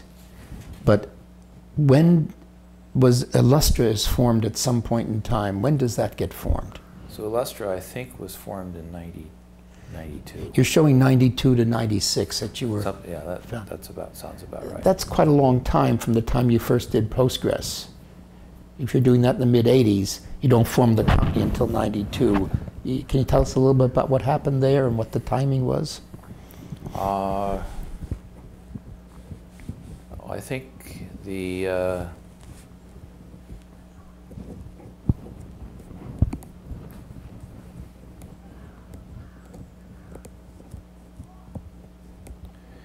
well, I guess a couple answers. One was until I left Ingress, it would have been a conflict of interest. And for a while, I was hopeful that I hadn't really written off Ingress until a year after the Ask acquisition. And so it took a while to realize that was not going to be a commercialization vehicle for Postgres. You were ideas. distributing Postgres similar to the way you had distributed Ingress earlier. Yep. And you had a number of people who were using it, but it was all on a open source kind of a thing at that point in time. Same model. Same model, exactly. Okay. So now you leave Ingress after it's bought by Ask, some 6 months or a year later. It was more than a year later. Okay. And now you've got this Postgres thing, you and Larry, and who else decides to form Illustra? The two of us. Just the two of you. Did you go and get VC money again? So basically, you're not really fundable unless you have a full-time executive. So we needed the equivalent of John Nackerud to be viable. So the way Postgres was funded was, by now Gary Morgenthaler had become a VC. And so I approached Gary, said, how do we get this off the ground? And he said, well, I'll run it, and Morgenthaler Ventures will fund it. So that's the way Illustra got off the ground. The relationship with Gary while he had been running Ingress was a positive relationship? Yeah, he's a very smart guy. Yeah, there was nothing that had gone sour as far as that relationship was concerned. Okay. We found in a lot of cases that founders and professional managers who come in, that they don't match up well. And that the professional managers often displace or try and displace the founders. That's not uncommon. Yeah. No, that didn't happen here, though. And that's why I was trying to... No, Gary has two features. One is he's very, very smart. And so one of the things, I've met a lot of professional managers who are just idiots that would create a really bad dynamic right away. And so Gary is smart, and then the second thing was that he was very much, his belief was to keep us involved in the decision-making process, which I really appreciated. Very wise on his part. So yeah, he's a very good guy. Oh, that's and great. You have interviewed him, I take it. Oh yes, Yeah. a couple of hours of his too. Okay, now you form Illustra, again the 1 day a week kind of thing effectively, and Gary brings in professional management people. Did you rebuild Postgres for Illustra, or were you able to use the open source as a base? How did you go? What'd you do? So my firm belief is that if you want to start a company and get something out quickly at low cost, what you do is you take your open source project and you say, make this fast. And because the minute you say you can rewrite everything, then they'll spend 2 years, sort of scratching their navels thinking about what to do. So you just don't give them that option. You say, make this work. And so we handed them the, the open source Postgres code and said, make this fast. What platform were you on with Postgres? The same on VMS or a whole range of platforms? Well, Postgres ran on Unix. I mean, the university Solely. prototype solely ran on Unix. And so the initial version of Illustra was on Unix. And by that point in time, there was a sufficient Unix market to make it Right. worthwhile from a marketing standpoint. Correct. Okay. So again, did you use some of the same programmers you had used at the university, or did you hire a new programming team? What happened in each case was that you got a couple of the university team to move over to the company, but mostly it was mostly new people. Where did you locate that operation physically? Both these companies were in Oakland, California. Not in the basement this time? No, we had enough. We had enough money. This time we had more money, and it wasn't and also Gary Morgenthaler didn't have an appropriate basement. Illustra, let's continue on the story of Illustra. So now you form the company, you continue to play the CTO role, Gary Morgenthaler is the chief executive. What happens as a business? What happens over the next few years? So I guess so we're basically selling, a next generation system, and if you're willing to use the extensions, they just result in blindingly better performance. But the trouble is, there are two problems. First of all, the extensions are not standard, and so that's an impediment. And secondly, in the case of, for instance, GIS, you need polygons, lines, line groups, and the appropriate indexing optimizations, all of which Postgres had and Illustra had. But we found that people wanted them from, wanted the ones from ArcInfo or from MapInfo. So they wanted to get extensions from the major application vendors. And so we spent our time selling to the visionaries, and then trying to sell the application vendors on why they should morph their applications to take the pieces that should go inside the database system and put them inside the database system. So the app vendors would look at us and say, well, how many customers do you have, and explain to me why this is going to be a great distribution channel for me. So we found that it was difficult to get what we call blades, because we could build them, but that didn't produce what the customers wanted, and we were having a hard time convincing the application vendors that they would be better off, converting their architectures to use Illustra. What were they using? Their own homegrown stuff primarily? Yeah. So we made many pilgrimages to ESRI, which markets ArcInfo, trying to convince them to take their library of geographic objects and put it inside Illustra. And they kept saying, we're doing just fine now. We, explain to me why this is going to result in a lot more sales. Did the customer need to have Ingress or other product in addition? So this Postgres was standalone. Okay. So things were tough, and then what happened was the internet took off, and so our VP of marketing, who's at the time a guy named Bruce Golden, capitalized on that really skillfully. So Illustra became the database for cyberspace, because it could do images, and that was exactly what the internet guys wanted. So we rode the internet wave and got just massive publicity as to why we were a good database for the internet age. And all it was images, video, and text put into the database so that you could correlate them with other stuff. Who was your buyers? Who was buying that? Who was buying Postgres at that point, buying Illustra at that point? Well, the simple answer was that,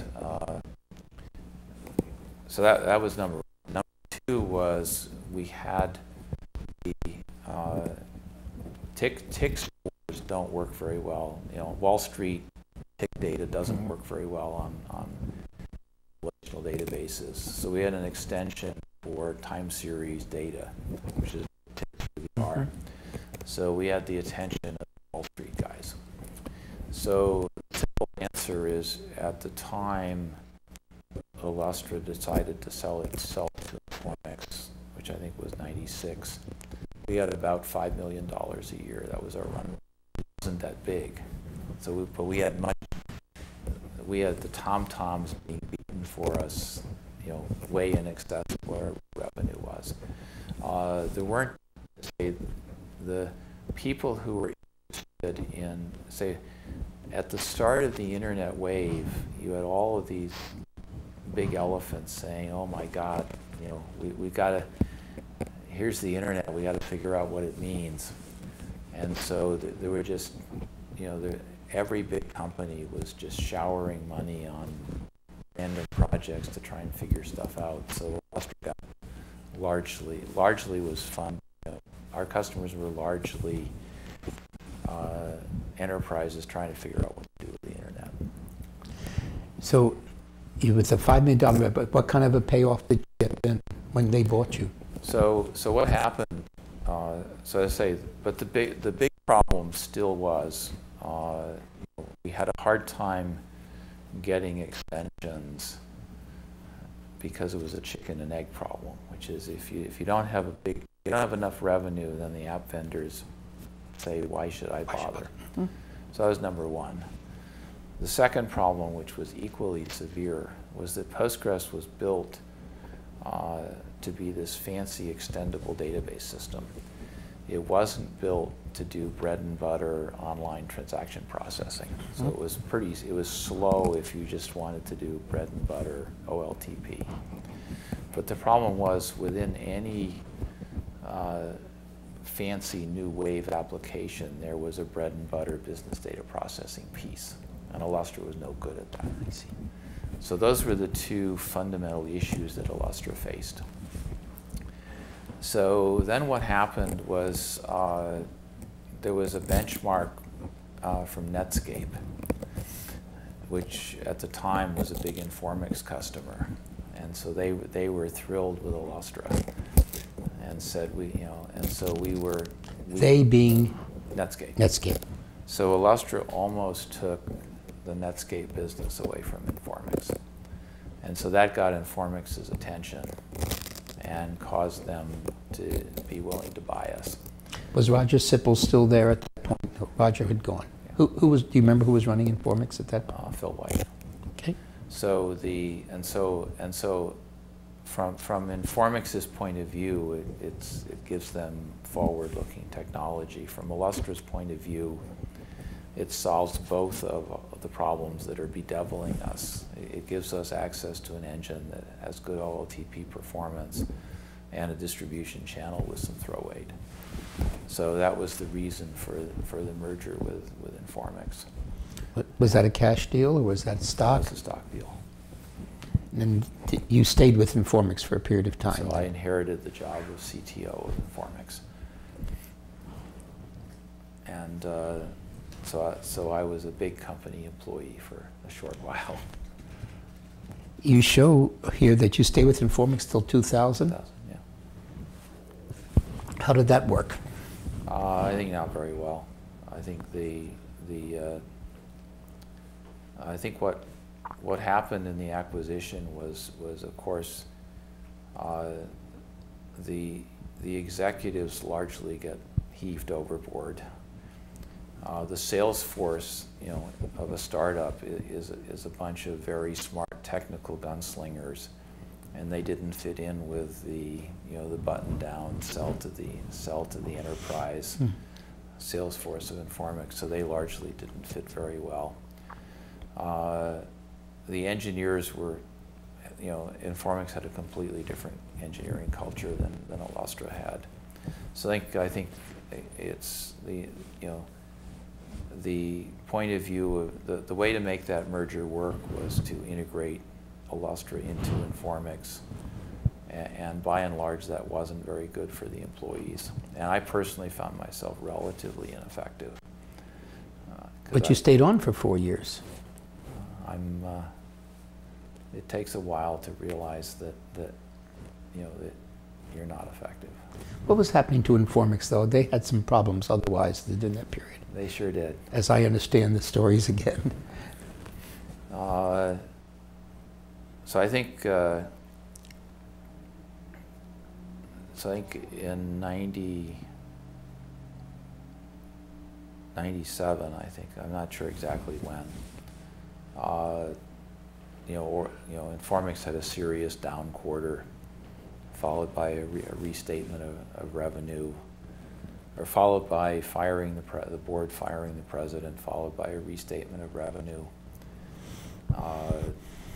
followed by a new president, followed by 3 years of turmoil, and then I left. I'm just surprised you stayed involved with that during that period of time. It must have been very unsatisfying, I would have thought, to you.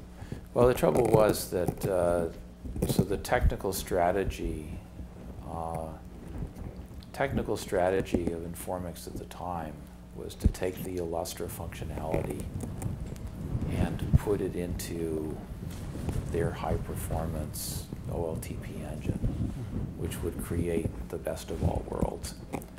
And first of all, that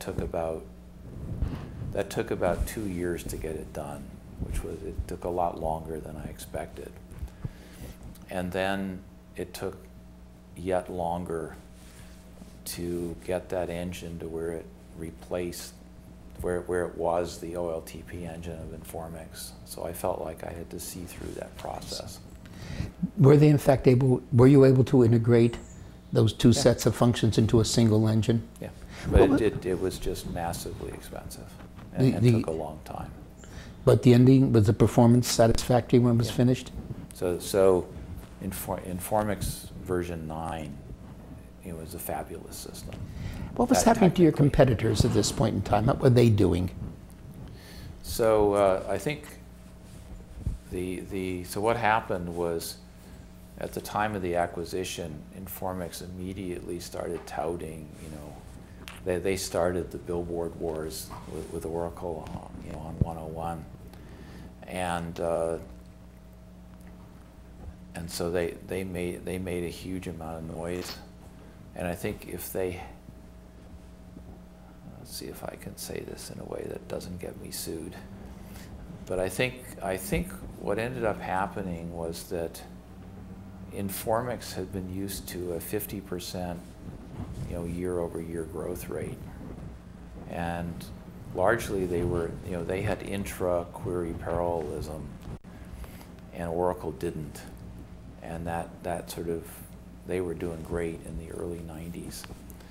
But what happened was Oracle got intra-query parallelism, and then number two, it seemed like about 1994, the growth rate of the software companies as a whole just slowed down.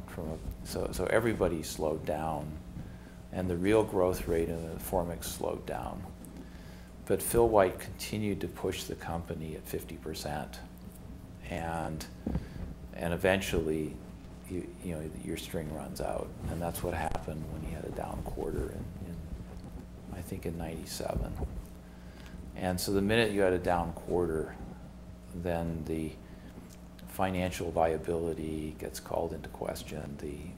You start having turnover of executives. So the Informix product became very difficult to sell.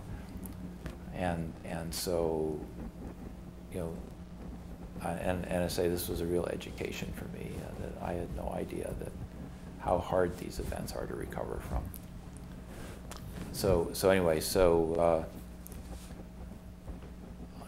I stayed with Informix through Phil White's replacement, and that guy deciding he's tired, and through his replacement. And when the board fired the third CEO, I said, I've had enough. I'm not about to try and train a fourth CEO. So I said, I'm out of here. Two quick questions. During this period of time, Sybase has now been in existence. Are they a significant competitor to you? What do they do about this extended function that you introduced through Illustra? So Postgres. So Sybase is peddling themselves as an OLTP engine. So they're going on the other side, so that's not a factor. They're not a factor. Okay. We're competing against Oracle, really. The other, IBM continues to be still heavy in the mainframes, but in the spaces that you're working in, they're really not a major factor. Is that a correct statement?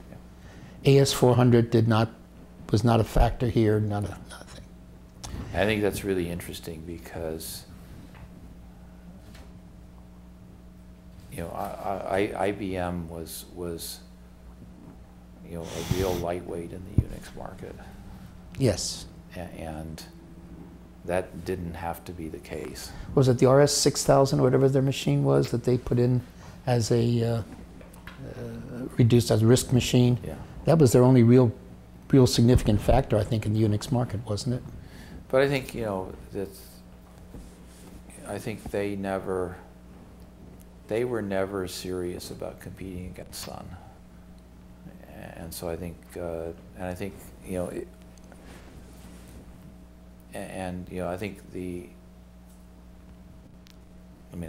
have to ask somebody at IBM why that was the case. The contrast is interesting because the AS400 is an incredibly successful machine that IBM put out in the business marketplace. Right. And it has very business functionality. Yep. And terminals that are block mode and all the stuff. Yep. They really knew how to do that and do it. They finally ended up doing that magnificently. Yeah. In contrast, the RISC thing, they were just one of, the 4 or 5 major players, and they were late there. Here again, comparable to what we talked about here. They had the technology first, and yet HP and the others all beat them to market. But I think, I think this is a case where, in the business market, they really understood the market, because the AS400 doesn't look anything like Unix. But Unix was selling to the, to the science. I mean, it was sold to the scientific and research community, and it has morphed into everything else. And they certainly had no big competitive advantage against anybody else.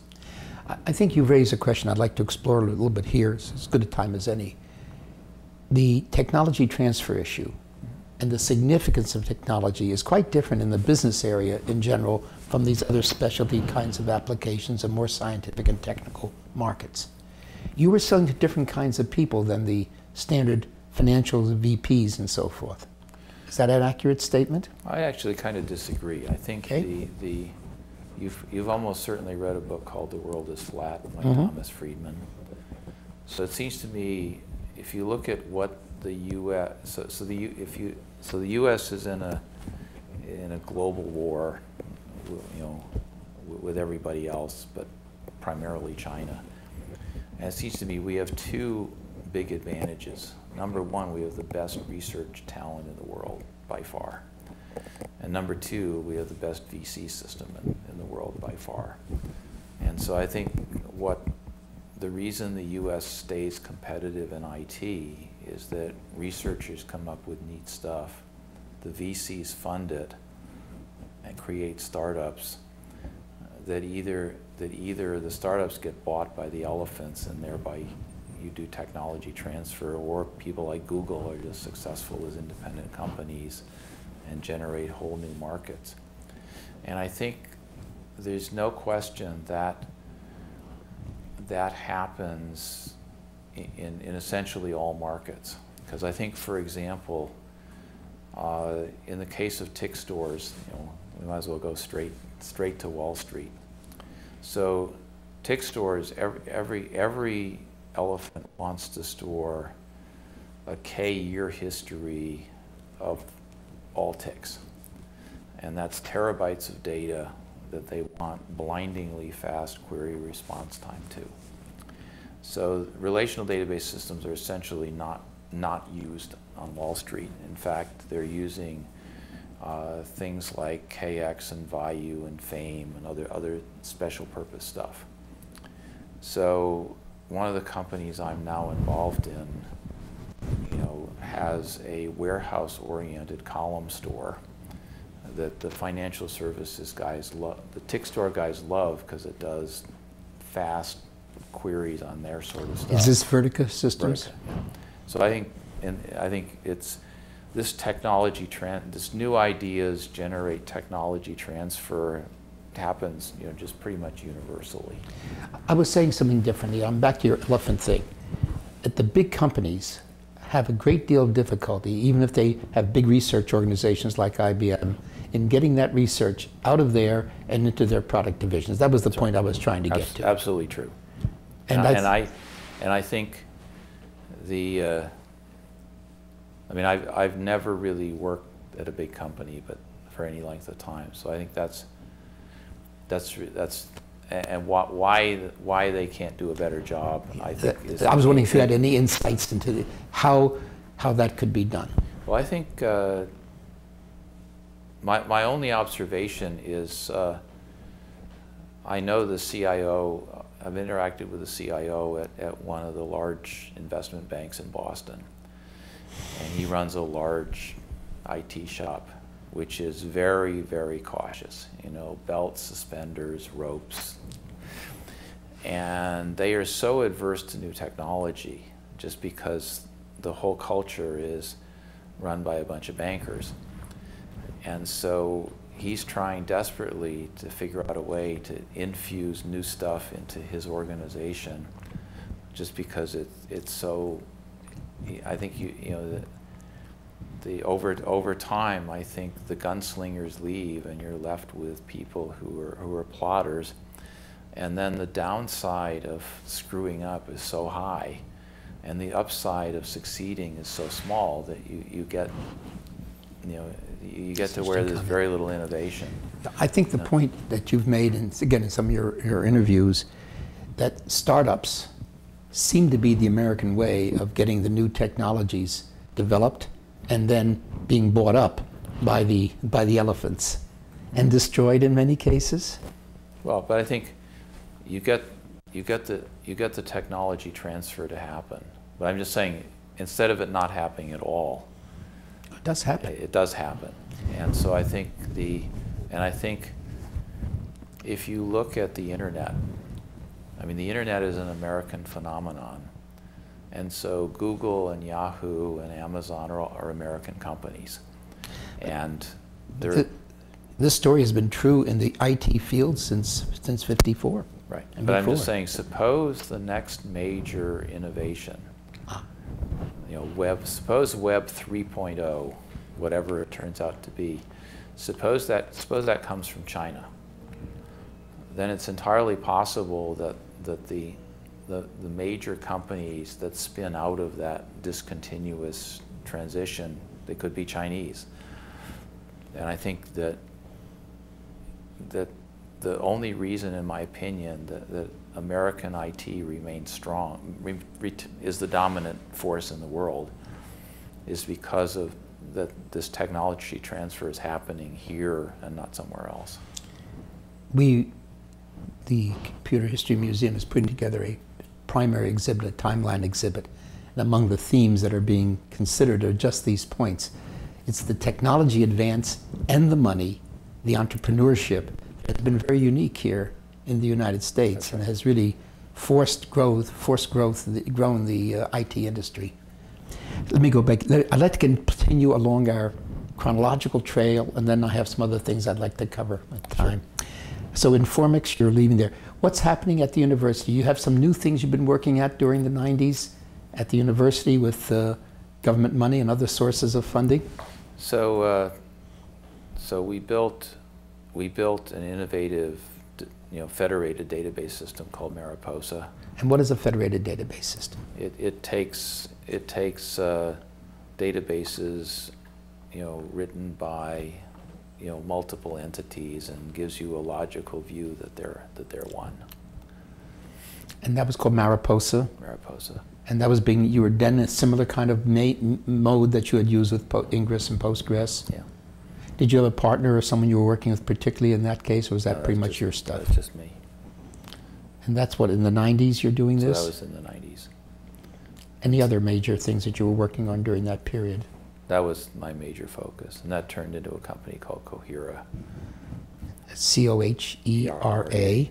And the timing on that is about 2000. You start that, I think. Sounds about right. Yeah. I'm showing you 1997. You show that it's being found, and then you continue as CTO of that 2001. VC money again. Did Gary help out on this one again, or someone else? So that turned out to be funded by Sequoia and Accel. Morgan Thaler was not involved. You've gone to a series of different VCs. I guess by this point you have a hell of a lot of credibility, is what it sounds like to me. Well, I know them all, so. Well, but they know you've succeeded before. That's right. I think that makes a great deal of difference. Absolutely. So I'm very fundable to do most anything. And they recognize that you're willing to have a CEO run the company while you play the CTO role. Yeah. What happens with Cohera? So I think the big problem with, Cohera, took Mariposa and built a beautiful distributed database system. And to a first approximation, nobody wanted it. And it was a big lesson in data integration. And the big problem is that if you were Barnes & Noble and I'm Amazon, and you want to integrate our two schemas, that these would have been developed independently, and the chances that they mean the same thing is zero. So for instance, in a sort of a more business data processing vein, if you're the human resources guy in Paris and I'm the human resources guy in New York, well, we both have employees, and employees all have salaries. So the US salaries are gross in dollars.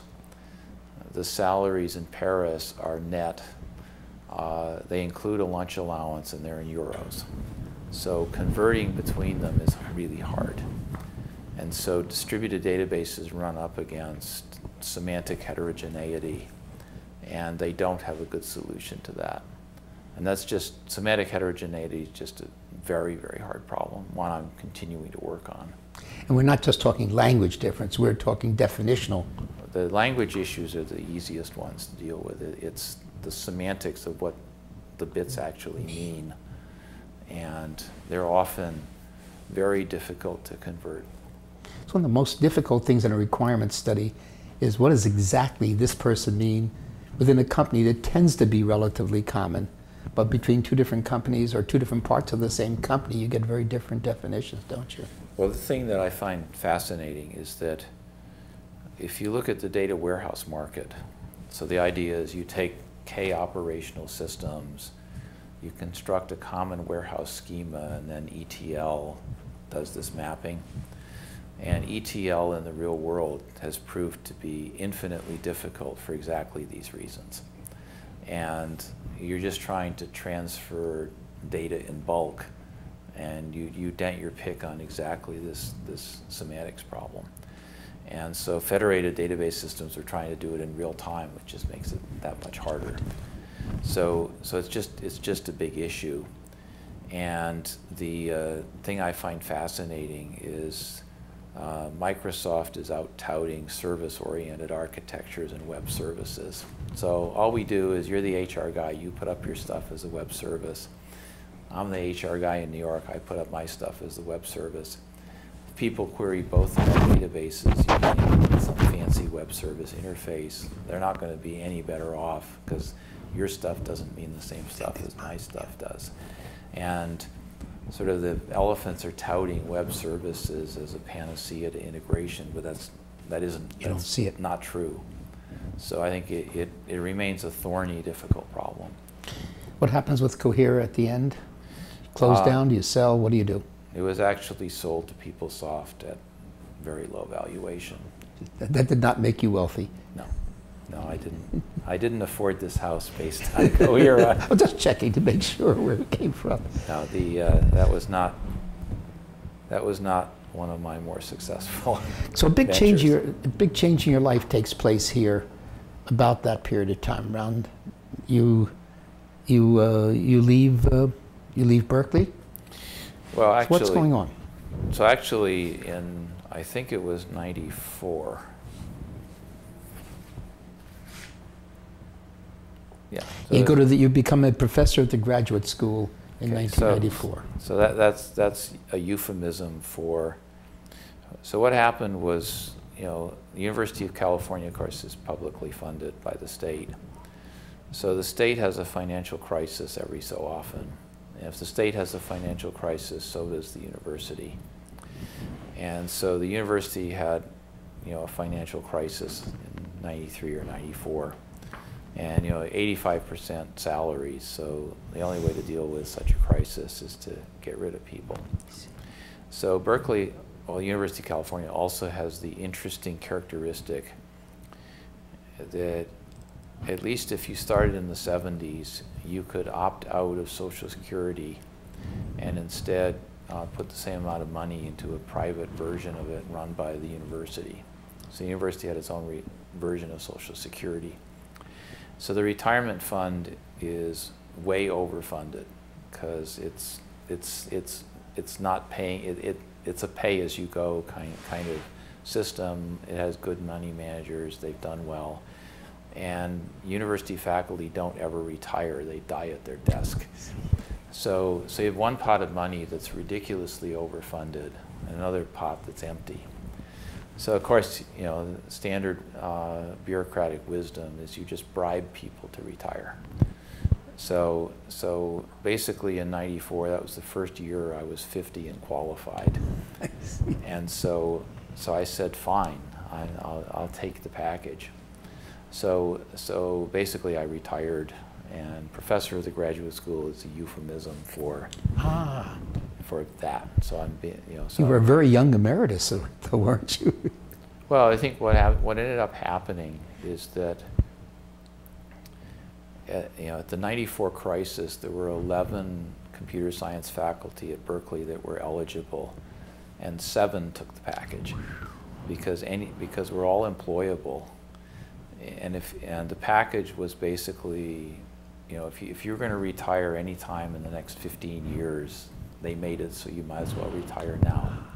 So I say, fine, I'll go do something else.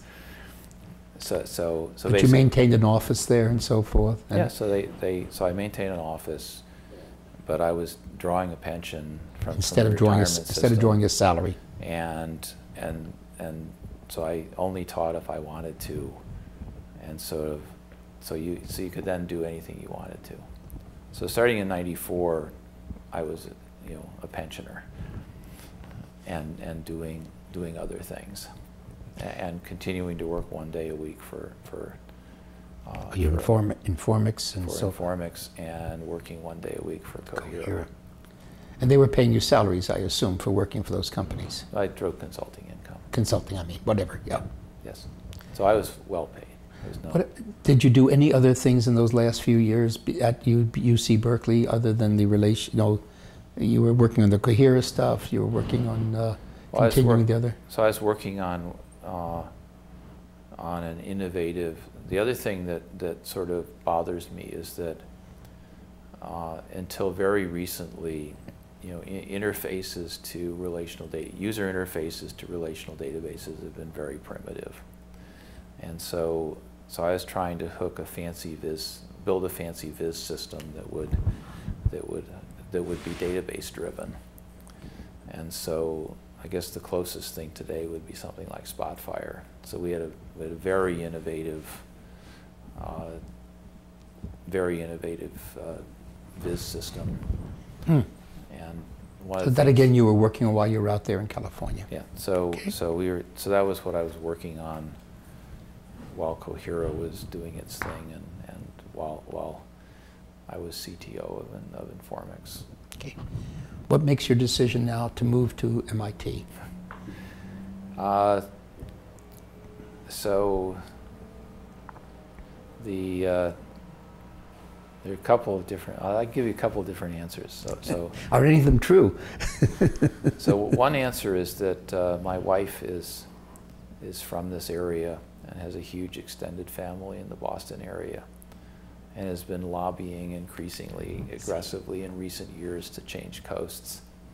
And so at some point, in the interest of staying married, it's time to live where she wants to live for a while. So that's one answer. Another answer is there's never a good time to move.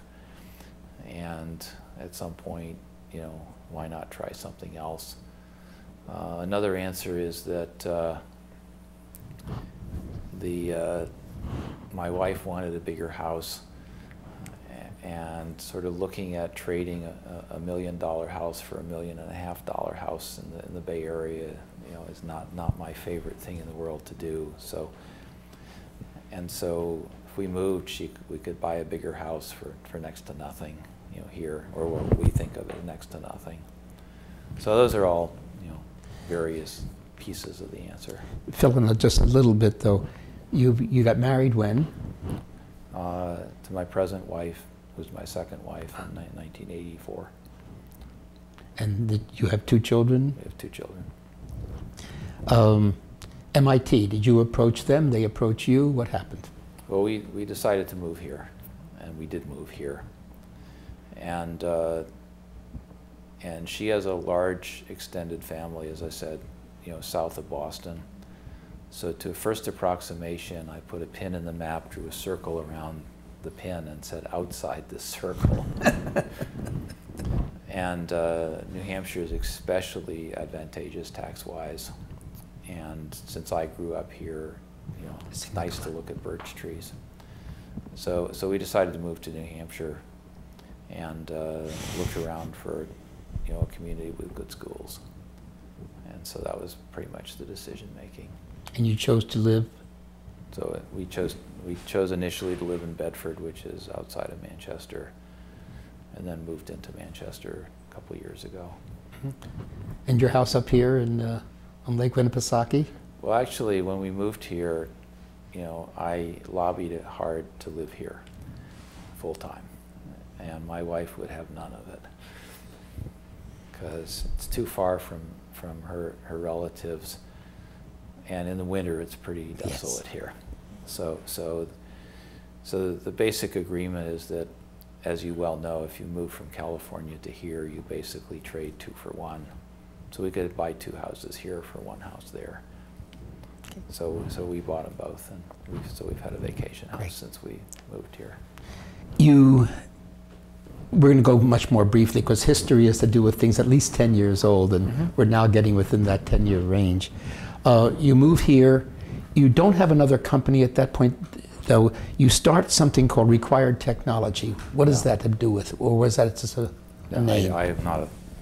So we moved here, and I naively figured I'll just be here, and I'll be able to network and sort of build up the contacts I had on the West Coast quickly. And of course, that didn't happen.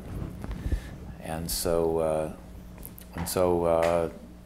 I went around to all the local universities, all of whom would be happy to have a relationship with me. Of course. And so I decided to join MIT.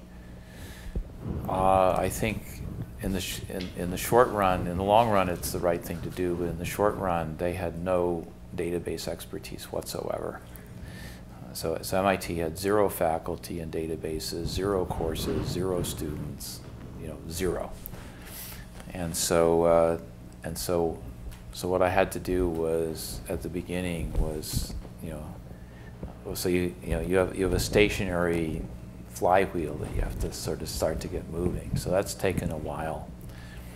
And in the meantime, it was clear that the only way to get anything done was to form an amalgam of all the other universities in the area, all of whom had, you know, 1 or 2 database faculty. So the whole Boston area is very well, I mean, we act almost as a single research group. And so there's, among all the universities, there's a huge talent pool, and so I pretty much have organized that. and that's been very successful. Is that where, that's CSAIL? No. No, it's not. Something entirely different. Okay, tell me about it. So that's just you know, Brandeis Brown, Northeastern, Worcester Polytech, MIT, Harvard, and in fact, University of Connecticut and Storrs, you know, are all within, well, except for UConn, are all within an hour of each other, and they all have database faculty, and so the 8 or 9 of us at those universities, you know, pretty much act like a single research group. We have a single colloquium series. You know, we have, you know, joint projects among all the universities, and so it's a way to get to critical, from my point of view, is to get to critical mass quickly. And in the meantime, and over that period of time, MIT has hired, you know, a database guy. We're starting to get database students. We're starting to get MIT-only projects, but you know, it's just taken a while. But I say there's a lot of collaboration among the Boston area universities.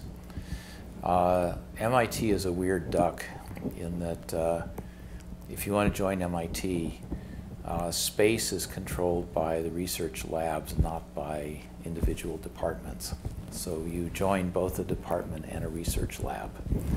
And you have an academic appointment from a department, but you get an office from a research lab. So CSAIL is the main computer science research lab at MIT, and is the joining of the Laboratory for Computer Science and the AI Lab, which were merged a couple years ago into the Computer Science and Artificial Intelligence Lab. So that's what CSAIL is, and that's who I'm officially, that's the research lab I'm officially associated with at MIT. And then, so anyway. The other thing you mentioned, the databasing, is an ad hoc kind of thing. There's not a formal, that's what I was saying, it's not a formal organization. Okay, go ahead. It's an ad hoc group. And it's one of the big advantages of being in the Boston area is there's a gazillion universities within close proximity, and that the union of them forms a powerful entity. So required technology, you know, out of the blue, I got a call from this guy saying you want to consult for a startup in New York City, and so it was a startup that I was just helping I see. out. You're starting to do some other creative work now at this point in time. So I say, in wandering around among the universities, you know, Stan Zadanek, who's at Brown,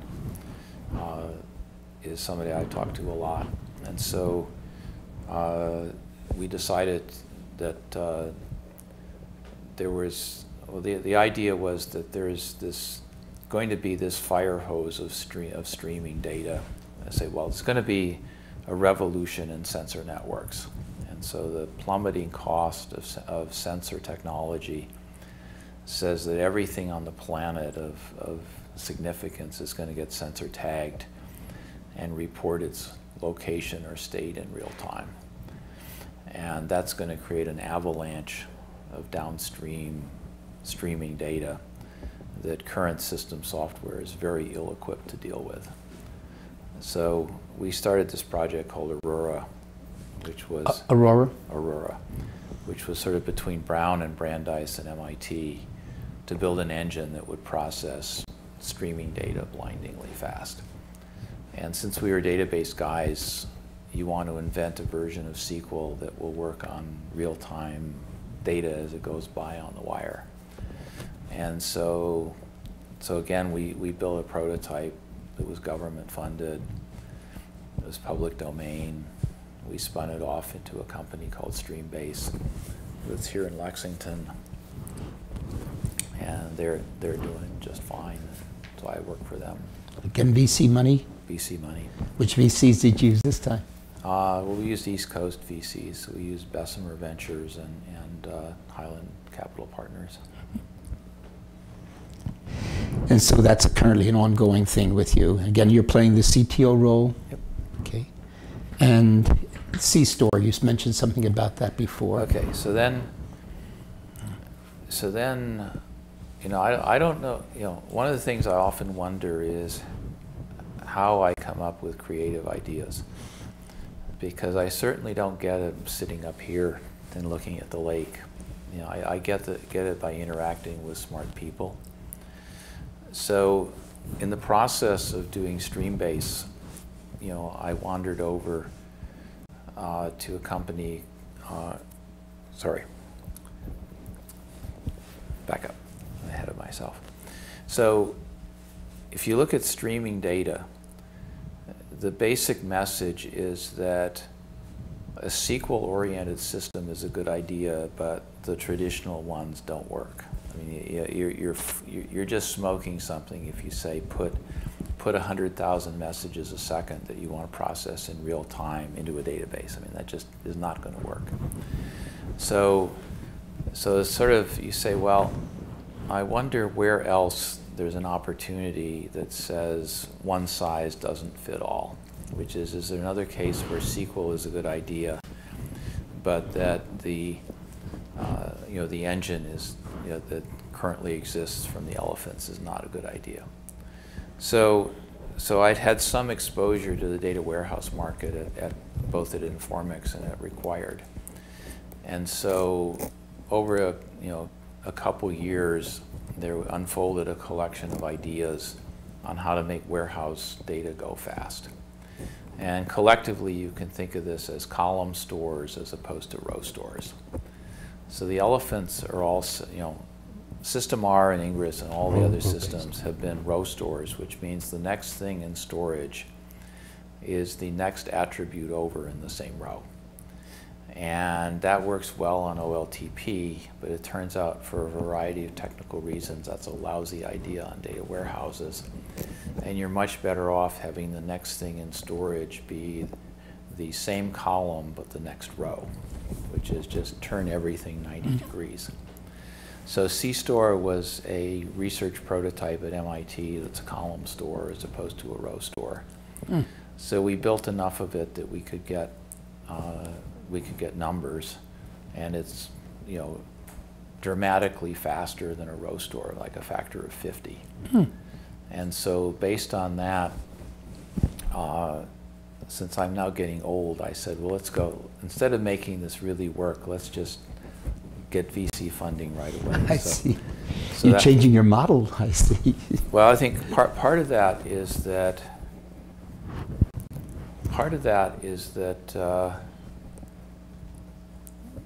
it's to build it at MIT requires big sums of money, and I'm tired of it's easier to raise money from Sand Hill Road or from the VCs than it is to raise it from the government. So you might as well let the VCs, you know, use their nickel as opposed to the harder to get money from the feds. I think, again, we come back to the fact that it's your credibility that makes that feasible rather than someone walking in off the street. Absolutely true. So anyway, so Vertica is a column store, and in the same way that Streambase is a factor of 50 faster than a relational database system on streaming data, Vertica is a factor of 50 faster than a relational database on warehouses. We also, but the world doesn't stop there. Sort of more recently, I've been looking at OLTP, and we have an upcoming paper in VLDB in Vienna next month that goes through a prototype called HStore, which is an OLTP engine. And it's a factor of 80 faster than the elephants on TPCC, which is kind of standard OLTP benchmarking. So what does the H stand for in this case? It turns out you do want to, it's horizontal. Okay. You do want to row. But it's not a row. Well, it actually is a row store. Okay. But and it's also true that in the scientific market, most scientists have arrays, and those are devilish to simulate on relational databases. And if you actually have an array store, you can be you can beat the elephants by a factor of 50 or 100. Are you n-dimensional in the arrays, or you're just three? N-dimensional. So in every market I look at that has any significant size, if you specialize the architecture, you can win by a factor of 50 or 100. And you're talking about software architecture? Software only. Wow. So I think where I see the relational database guys now is they're selling 30-year-old architectures built in an era where business data processing was the only thing you were trying to do. And they're now trying to extend that architecture to be everything. And in the process, they turn out to be good at nothing. And so my current complete focus is to build specialized engines that are vertical market specific, that just run circles around the elephants. You've led us very nicely into the whole series of subject areas that you've mentioned in some of your interviews on these specialized areas. I'd like to talk about some of those if I could. Sure. And how that applies. You talk about text searches. Mm-hmm. Does this approach, do you think, have meaning for text searches as well? Well, it turns out if you look at Google or Yahoo, none of those guys use relational databases because they're too slow. So it's an area where there's yet another specialized engine that has 100% of the market. Let me back off just a little bit. Tabular processing, we have mechanisms and tools for dealing with it. You have languages to query those things when we think of it in that form. Is there a similar set of things in the array world? Well, so I guess I'll give a couple different answers. One answer is, in the case of streaming data, you simply want to do stream SQL, which is SQL with some stuff added that makes it work on streams. So I'm not opposed to SQL as long as there's some other engine underneath it, and as long as you put in the stuff that you need to make whatever your vertical market is work. So that's one answer, is to preserve SQL as an intergalactic interface with various extensions for these various special markets and very different implementation engines underneath. The second answer is the text guys have no use for SQL, and they're Google style interfaces are what everybody, that is the intergalactic standard. So you can say, personally, SQL buys you nothing in that market. In the scientific market, in fact, the science guys like the MATLAB, user interface, which has nothing to do with SQL. So I think in those markets where there is some other user interface which is dominant already, you should just use that and have your engine directly process that stuff without SQL as an intermediary. So I think it varies from market to market. You talk about latency and the problem of latency and how that slows everything down. The multiple steps are going into, and the timing issues, all these things you say are really critical in some of these applications, particularly the real-time applications. In streaming markets, it's a perfect example of that. Everything. Yeah. Well, you also mentioned it in the financial marketplace, that there, if I'm trying to see what's happening because I'm an arbitrager or something like that. Well, so I think if you look at electronic trading, which is absolutely taking over. So a feed comes out of the wall, and you want to, the electronic trading engine computes some sort of secret sauce, which no one will say what it is, but it's basically real-time business analytics. For instance, compute the momentum of IBM on a tick-by-tick basis, compare it with the momentum of Oracle. If the spread is big enough one way or the other, short one and long the other. Mm-hmm. So it's that sort of stuff. And the latency, the tolerable latency between when a tick comes out of the wall, or when the trade actually happens. When the trade actually is recorded. Yeah, and when your window for arbitraging interesting events is right now, it's maybe 50 milliseconds going on 1 millisecond. Mm. And so there's this latency war going on. And so all the people who do this seriously are getting direct market feeds because the consolidators like Reuters and Bloomberg introduce too much latency. And so speed is everything. And if you want to put something in a relational database, it takes you a second. And that's forever on Wall Street. So in many senses, you can't afford to put things into a database. You cannot. You've got to do on-the-wire You've got to deal with it as it's happening. That's right. And that's one of the big differences, is that the whole architecture of relational databases is so inappropriate for real-time stream processing. And so the interface is fine, the implementation stinks.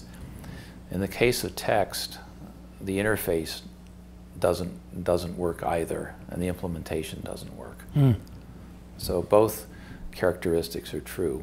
Now, put more generally, one of the things you haven't focused on at all, which is very significant, is that in the mid-1970s, there was a huge argument in the relational database research community that said, should we invent a sub-language like SQL or Quell, or should we just extend a programming language like PL1 with database stuff? So there were proposals from both camps. So there was, and Chris Date wrote an extension to PL1, and a guy named Joachim Schmidt did Pascal R, which was some relational extensions to Pascal. So the sub-language camp won, but it's created things like ODBC and JDBC, which are devilishly difficult to use. So if you want to run a single query from JDBC or ODBC, there's this much code. There's one SQL statement, and then all this junk to get stuff in and out and set up cursors and sort of interface issues to the programming language. So I think the right thing to do is to do language extensions that are language specific, because that gives the programmer a much easier task. So, like for instance, Ruby on Rails is just one example of a recent system that does this, which is it has database constructs that are embedded in the language. So it just makes it much, much easier to program. Let's stay with that for a moment.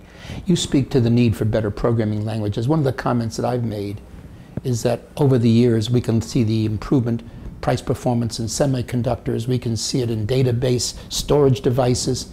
We've never seen anything comparable to that in the programming world as far as I'm concerned. In 30 years, there's maybe been a factor How about 2. 60? Yeah, so I think that's right. I've been programming from 54 on, and they tell me there's not been a dramatic change in the design capabilities or in the programming capabilities as far as I can see. It's better, but it's not a hell of a lot better. That's right. And I guess my question here is, there things that you can see in the way of development tools, ways of changing that, a way of making significant 10-to-1 changes there instead of the 2 to 3 to 1 that's about all we've achieved? Yeah. Very interesting point. I haven't.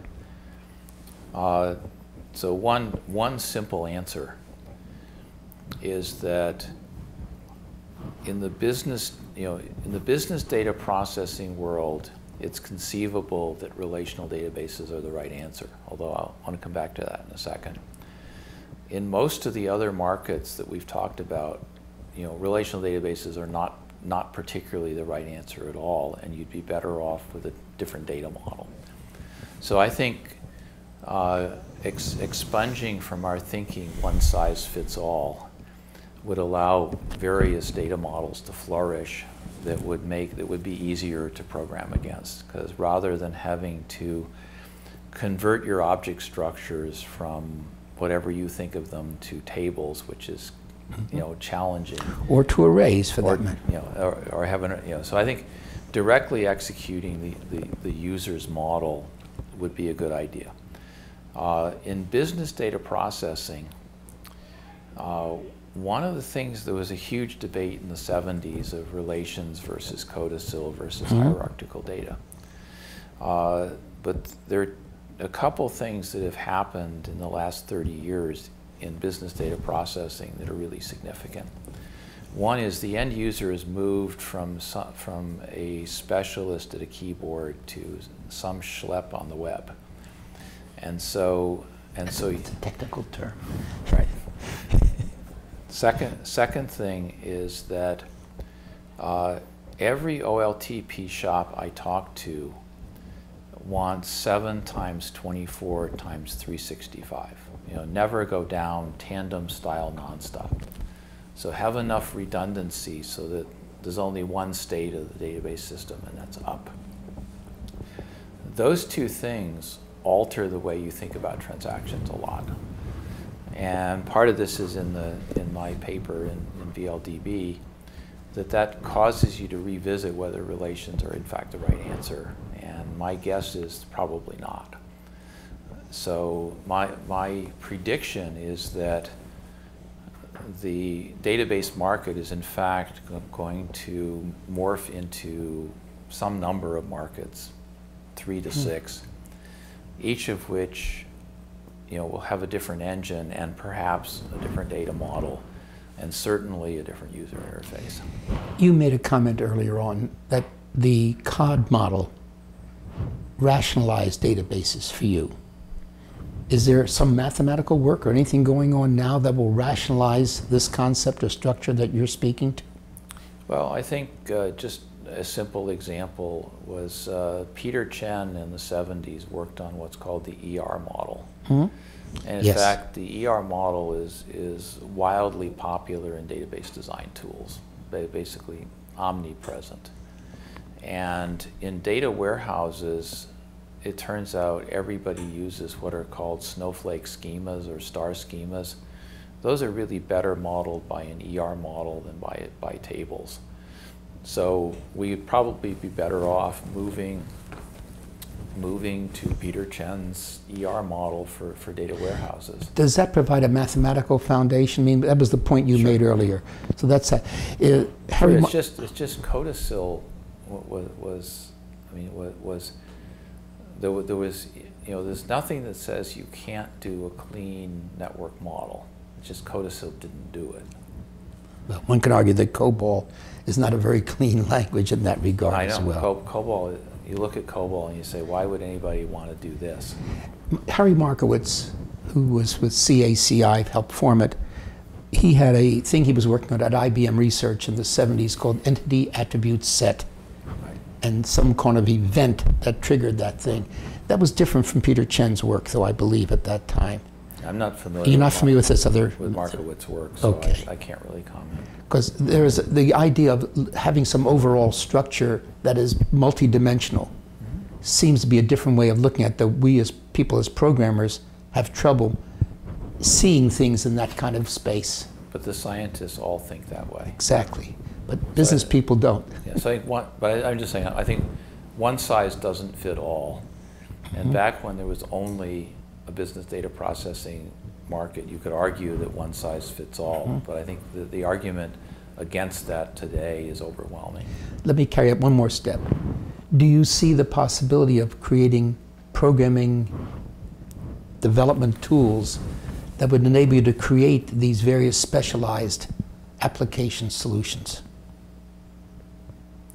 Yeah, I'm not really a programming language guy. I mean, so all I do is sit here and whine at programming languages. And I wish I knew more about them and could, because I think that's a very interesting thing to work on. Because you made a point that these are going to have to be onesie solutions, but with hopefully some generalized tools that one can use. That implies some kind of maybe the word language is a wrong word, but some mechanism to enable to build those relatively efficiently. And I was wondering whether you've done any work on that or have been working with any people who do that. No. Okay. You made another general thing that you talked about. You defined the difference you felt between technological disruption versus evolutionary change. I think evolution may be my word, not yours. There have been some of those. You viewed, I think, RDBMS as being a disruptive change. Absolutely. Do you view what's happening now as being disruptive as well? The kind of things you're talking about. Absolutely, because I think the simple answer is that the relational elephants are selling one size fits all, and they have and so if you have 5 different engines, then engineering has a challenge trying to keep them in sync with when there's common features. The sales guys, who are typically smart enough only to take the customer to lunch, have no idea what to sell. The marketing guys have a challenge positioning stuff. So I think, and I think the whole way that the enterprise software is structured, would have to change dramatically. So I think there's technological disruption, but I think there's company organization disruption, and so I think the elephants will have a very hard time coping with this sort of change.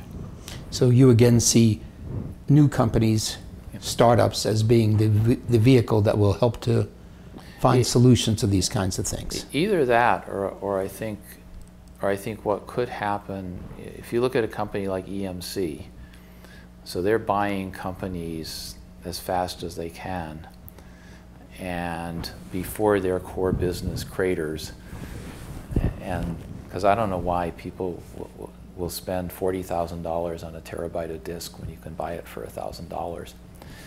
And so I think the elephants may well buy companies and let their old business crater and basically morph into, a new kind of structure. So that could happen.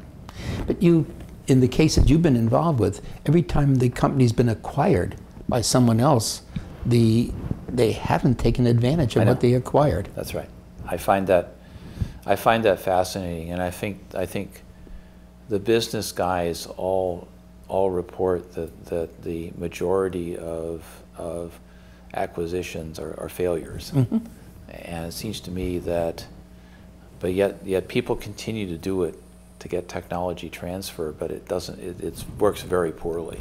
But you were making the point. This is the way to get the new technologies created, but the mechanism of transferring that into production level things seems to be working fairly sloppily, even here in the United States. I think that's right. And I have no idea how to correct that. Well, it seems to me that you're kind of back to, I think the executives in the Fortune 1000 have to get a lot more sophisticated technologically, because I think you look at people who are customers of IT, and they're very slow moving and ponderous, and IT is their competitive weapon, but they're not very good at taking advantage of it. And you look at IT companies, and they're moving glacially slowly at this point, and that's not, they got to. This has to get solved, or we're going to get run over by the Chinese. The IT executives don't tend to become the heads of companies, and the financial things become dominant. They're cute. The work is spent on doing that. I'm afraid, the people like yourself that bring so much technology to bear. How do you get them to appreciate and to deal with the values of it? Well, I think the other answer is to look at somebody like Google, which has a different business model, very different technology development model, and is staying independent, being very successful. So I think if you can, the answer is stay independent and only get acquired if there's no other choice. But most people want to cash in. That seems to be a major goal for many people, to cash in at some point in time. Did you feel that way? No. That was never. You were never an instigator of being acquired? No. I think in the case of Ingress, they were losing in the marketplace, and you might as well try something. In the case of Illustra, they were behind. To solve the two problems that we talked about earlier would have taken years and millions of dollars that they didn't really have. So I viewed them as not having any choice. But I would never. I would never advocate getting acquired. So that was not. You were not a pusher to make that happen in those cases, because cashing in for many people is very significant, or seems to be. Yeah. Well, I think the thing you got to realize is that for startups, the major proponent of cashing in is the VCs, right.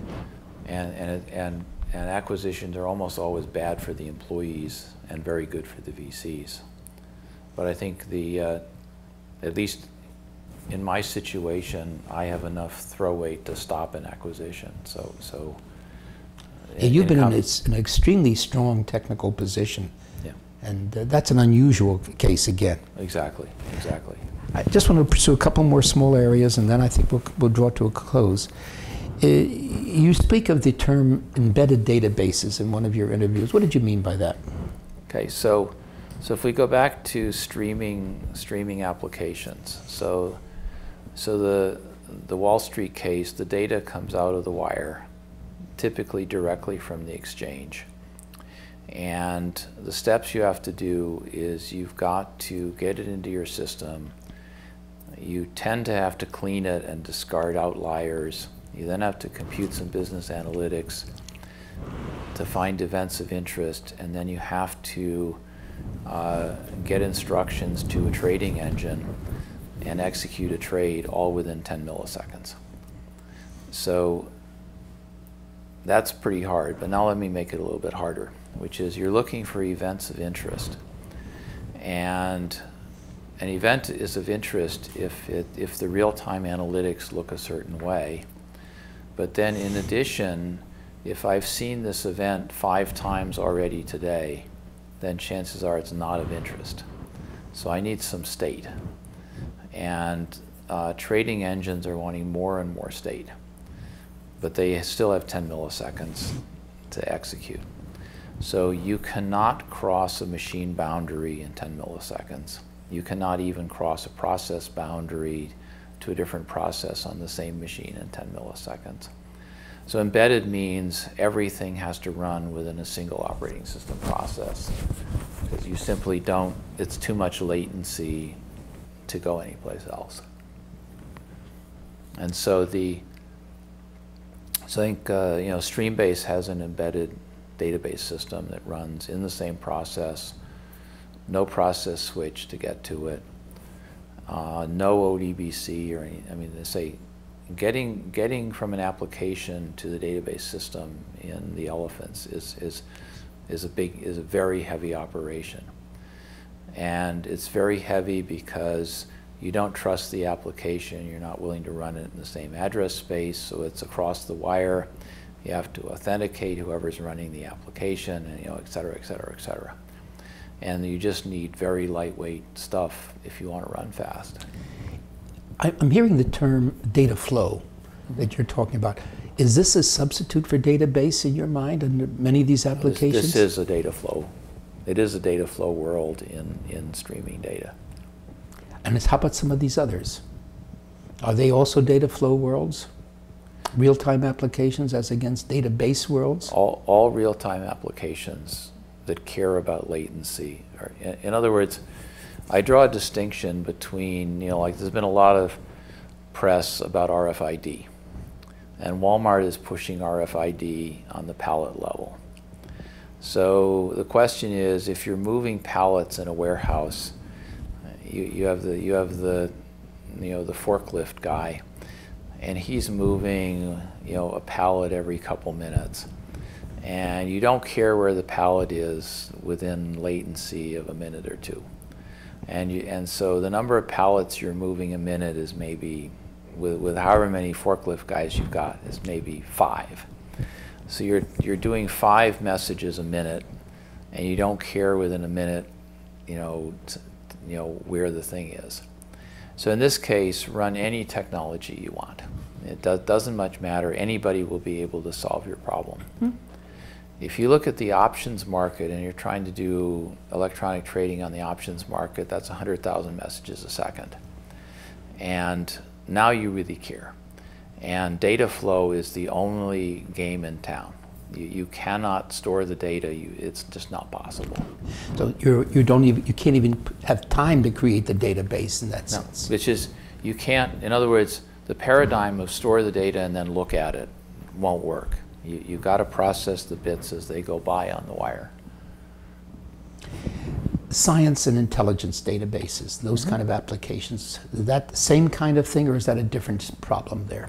That's really fascinating, because As near as I can tell, and again, the spooks will not tell you exactly what they're doing, but there are a couple different problems that they appear to be working on. One is they would like to put a video cam on every light pole in Baghdad and watch in real time stuff going by. So they want to do streaming analysis of vehicles as they go by. And then they want to have a database of everybody they've seen for the last K years. So they want an enormous store of everybody they've seen. And so you want to discover the bad guys. And discovering the bad guys is partly figuring out that there's an interesting real-time thing going on, and then correlating it with a massive historical database. All of that fast. And so the problems those guys have are really technically challenging, and they're a mix of data flow and database and massive warehouses. And the other thing is that the spooks also appear to be watching some significant set of all the internet traffic and all the phone traffic in the world. And they want to see who is communicating with who, and basically build Facebook-style networks of who's talking to who. And then if they decide somebody's a bad guy, they want to be able to, in 100 microseconds, figure out everybody that's within 2 levels of in this connection network. So again, massive amounts of data, very real time. And so the spooks have fascinating problems. Last one thing, then we'll close. You also mentioned about the object-oriented database and its failure in handling CAD. And I was wondering if you had to make a very short comment about that, if you could. Sure. I think the trouble with CAD, the OODB guys were, their penultimate example market was CAD. And the trouble was, having talked to AutoCAD and Mentor Graphics, the people who are in the CAD business, they didn't want a new database. And so the customer wasn't interested. And so there's a fundamental failure that you had a new mousetrap, and the guys you thought you were building it for didn't want it. They weren't going to catch mice that way. And the reasons were fairly straightforward. The problem was that if you're in the CAD business, you have a representation on disk, you swizzle the data into main memory, you now have a massive amount of tools that massage it in main memory, and when you get done, you put it back. The only piece of the problem that the OODB guys solved was the swizzling back and forth. And that wasn't enough of the CAD guys' problem to be interesting. So I mean, they just didn't solve a big enough piece of the problem to get successful.